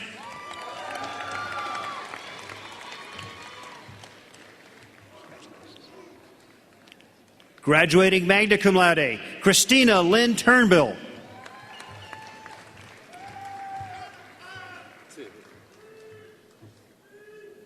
James Tyler Turner.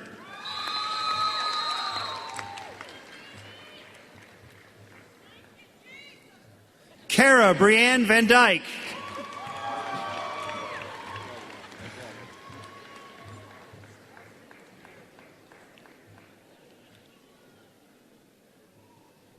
Graduating summa cum laude, Santana Danielle Van Dyke.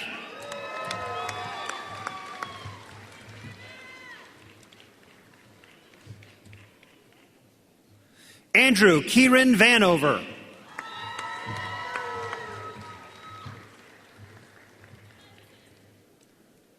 Graduating magna cum laude, Candy Nicole Wallace.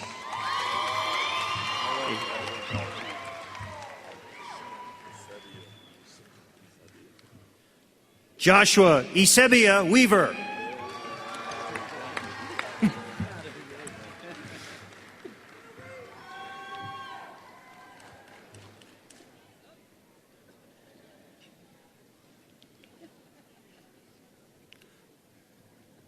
Samantha Ann Welty.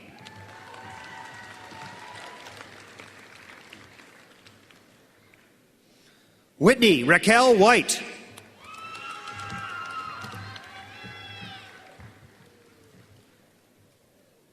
Corbin Charles Whitfield.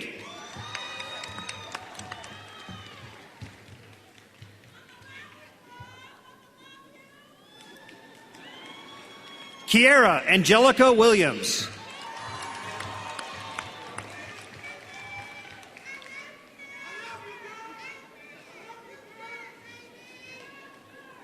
Sarah Elizabeth Wilshire.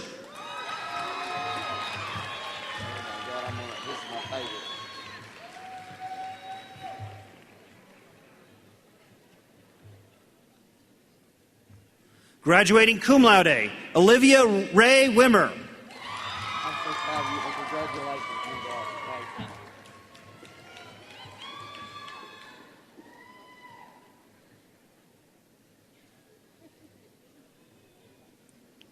William Joseph Wireman.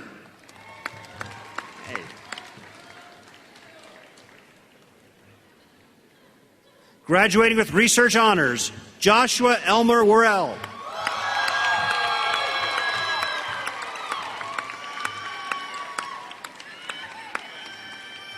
Daniel Tefera. Daniel Tefera Yimmer.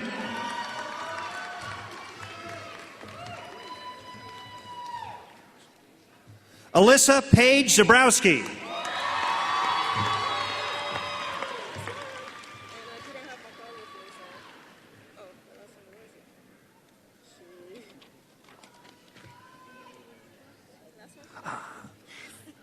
Olivia Diane Zonga Mayon Zappa.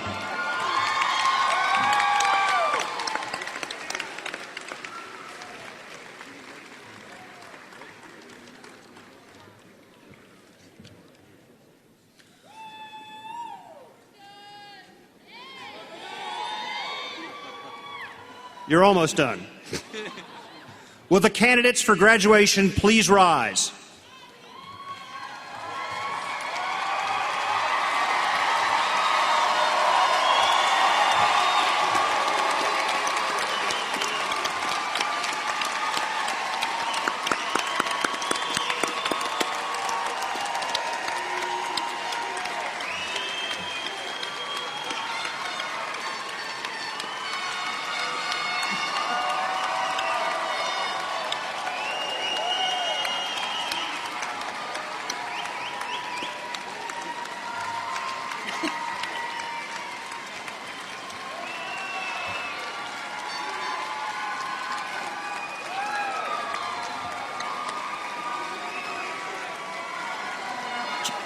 Chancellor Henry.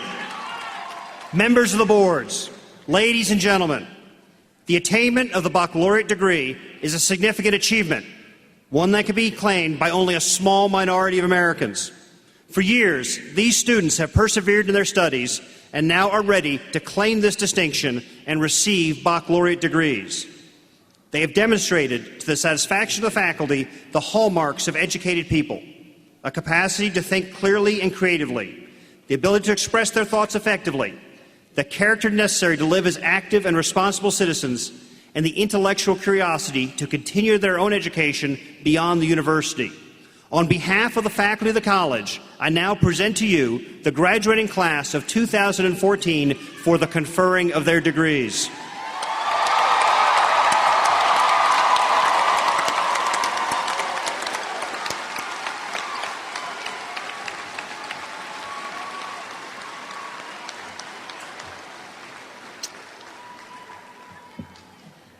By the authority vested in me by the Board of Visitors of the University of Virginia, and with the approval of the faculty, I confer upon you the degrees of Bachelor of Arts, Bachelor of Science, and Bachelor of Science in Nursing, respectively, with all the rights, privileges, and responsibilities appertaining thereunto.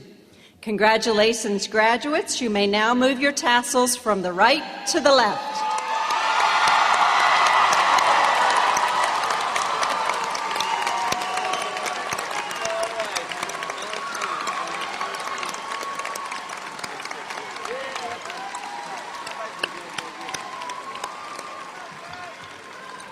You have now completed a major milestone in your life's journey, and we are thrilled to have been a part of it. So please be seated.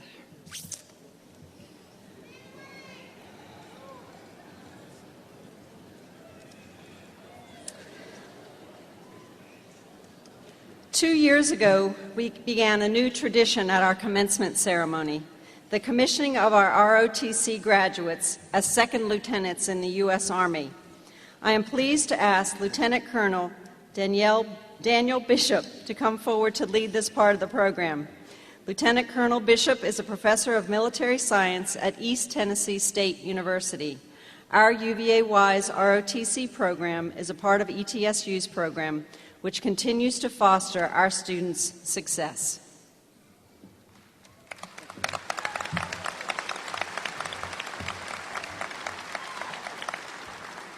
If I could please invite Cadets Linville and Minor to the stage.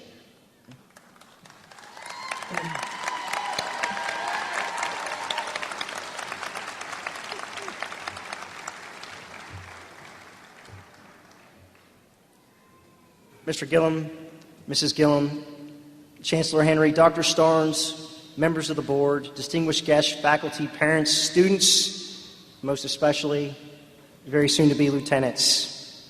It is my great honor to be here today to administer the oath of office to these two cadets who are about to become the newest second lieutenants in the United States Army. This day is the culmination of 4 years of incredibly hard work by these young men. Now, Thomas Jefferson, whose statue graces this wonderful campus, and the patriarch for the University of Virginia, recognized the need for an educated officer corps to defend the nation. And to meet this need, the United States Military Academy was established under the Jefferson administration in 1802. Now, the ROTC program across our civilian campuses, to include the program here at the University of Virginia at Wise, have now eclipsed West Point, supplying 80% of the newly commissioned officers for the Army. And the students at Wise have a storied history of military service. Of the 109 full-time students that first walked onto this campus in 1954, 2/3 were Korean War veterans. Cadets Minor and Linville will carry on this tradition of service as Army officers. This is a very exciting time here for the ROTC program at Wise. Last year, the Cadet Corps doubled in size, and this academic year doubled yet again.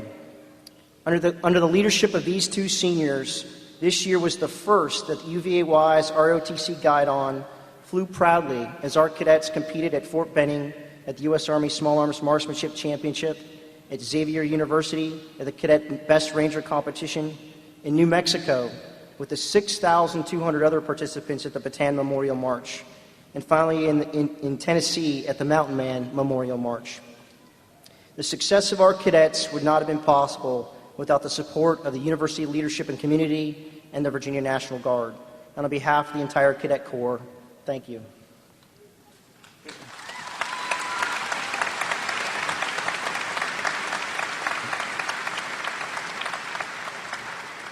Now, today, the hard work of Cadet Miner and Cadet Linville will culminate in their appointment by the President of the United States to the rank of Second Lieutenant in the United States Army. Lieutenant Miner will follow his father, Colonel Miner, and his older brother, First Lieutenant Miner, on active duty as an infantry officer. Lieutenant Linville will remain in the state of Virginia and serve with the Virginia National Guard as an ordnance officer. I am confident that they will take the lessons they have learned here at Wise and serve as exceptional Army officers. Now, there are several parts to this ceremony.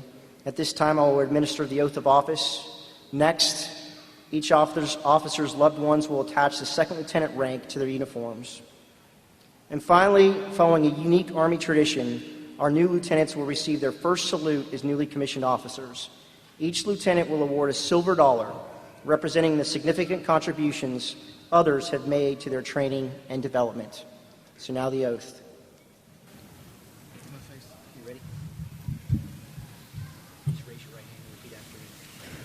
I state your full name. I, Keith Edward Linville. I, Isaac Andrew Miner.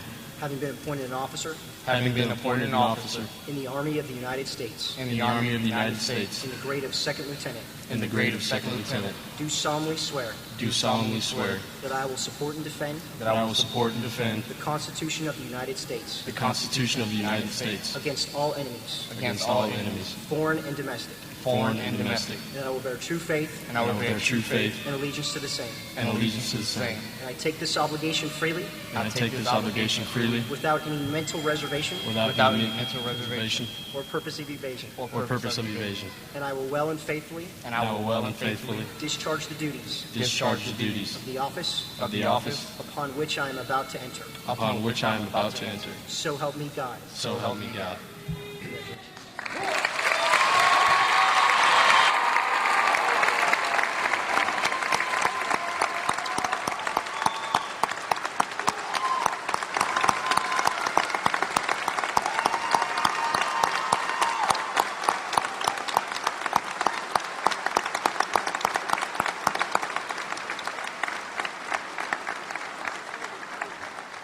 I'd now like to welcome the friends and family of Lieutenants Miner and Linville forward to the stage.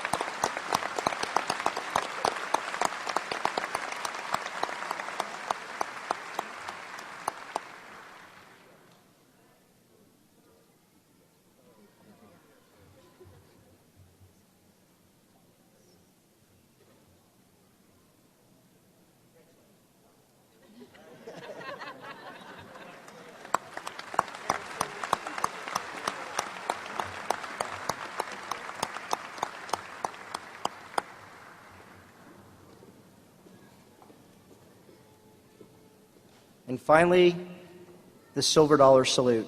If I could please invite Sergeant Scholl and Corporal Linville to the stage.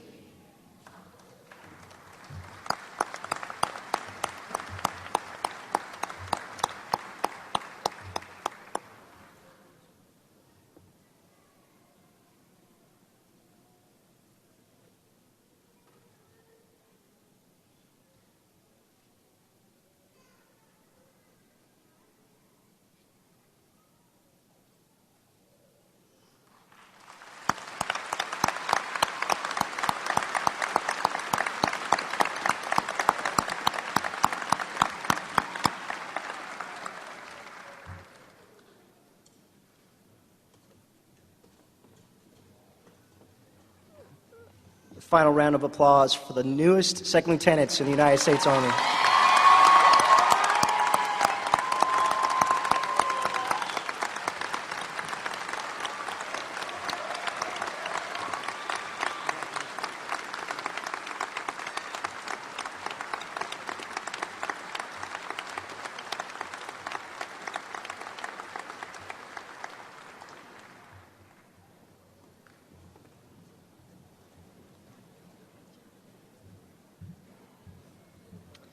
Congratulations, Second Lieutenants Isaac Miner and Keith Linville.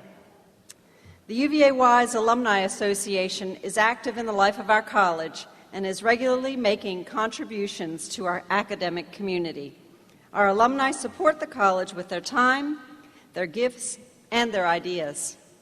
It is my pleasure to introduce Mr. Larry McReynolds, President of the UVa-Wise Alumni Association, who will formally induct our graduates into the Alumni Association.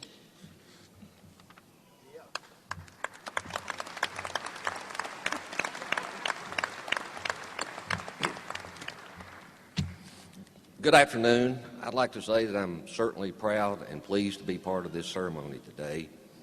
And I am Larry McReynolds, President of the Alumni Association. And on behalf of the University of Virginia's College at Wise Alumni Association, I am honored to congratulate each one of you on the completion of your degree requirements. You have reached an important milestone in your lives, and your days as undergraduates is over. The liberal arts education you have received here has prepared you for the next phase of your lives. Regardless of which path you take, I hope you will keep in mind the quote from Thomas Jefferson, our founder: "On matters of style, swim the current, and on matters of principle, stand like a rock." As graduates, I challenge each one of you to give back to your community and to your alma mater, giving your time, energy, and resources wherever the opportunities arise. This will help you shape the world around you and will provide educational opportunities and new experiences for the students of the future. I encourage each one of you to remain active in the life of your alma mater, to return to campus, to share new ideas about the college and the college's future, and become actively involved in your alumni association. When you return to the campus, the Alumni Hall will now be your home. You've made lifelong friends here at UVa-Wise, and the lessons you've learned from the faculty and staff will serve you well throughout your lives. Will the graduates please rise?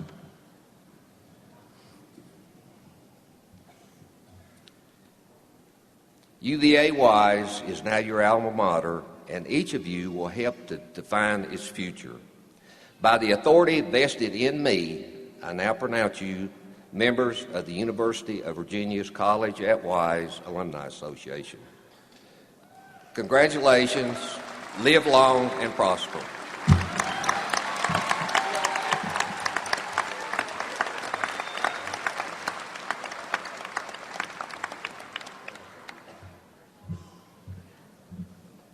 Thank you, Larry. Graduates, everyone please stand and join the commencement choir in the singing of our alma mater, Dogwood and Rhododendron. You can find the lyrics printed on the backside cover of your commencement program.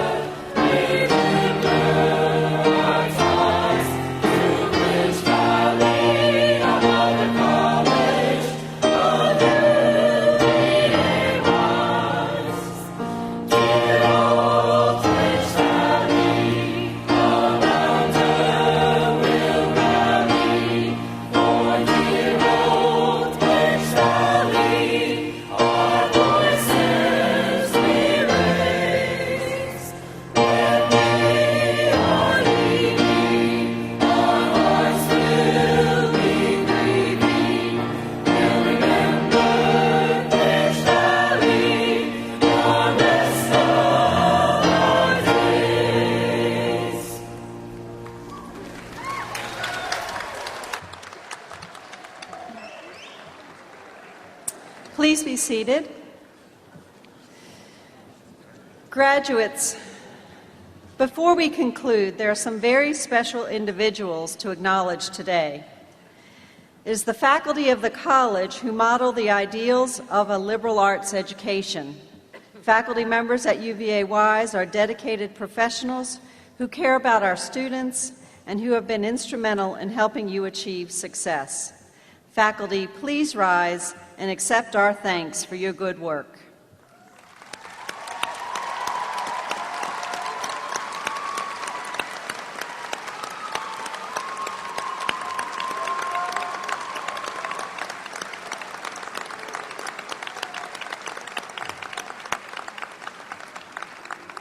Thank you. Parents, spouses, grandparents, and other family members of the graduates, you have supported the graduates and helped them achieve their dream of a college education. Graduates, will you stand and thank your families with a round of applause?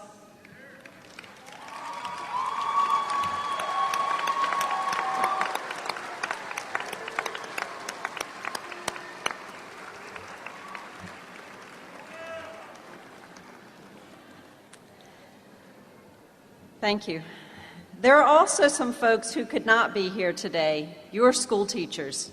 Please make a point in the next few weeks to contact a teacher you remember fondly and thank them for making today possible for you. Graduates, I speak for all members of our college community when I tell you how very proud we are of you. Remember, you're not leaving UVA-Wise behind. You will always be a part of the UVA-Wise family. And you are now part of the remarkable story of this college, and the college is part of your life story.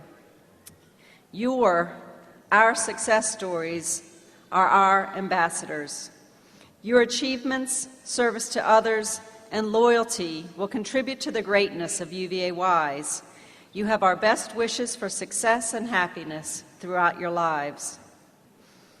After the ceremony, please join us for a reception in honor of our graduates in the Lakeview Room, which is on this level right behind the stage. The Convocation Center staff will pull back the curtains if you would like to walk by the stage to the Lakeview Room, or you may exit the upper concourse and walk to my left to access the stairs and the elevator to the lower level. That's for all of the guests. The graduates you will process out with after the platform party. So audience, please stand and remain standing until the end of the recessional. Will the Grand Marshal, faculty marshals, and flag bearers please come forward?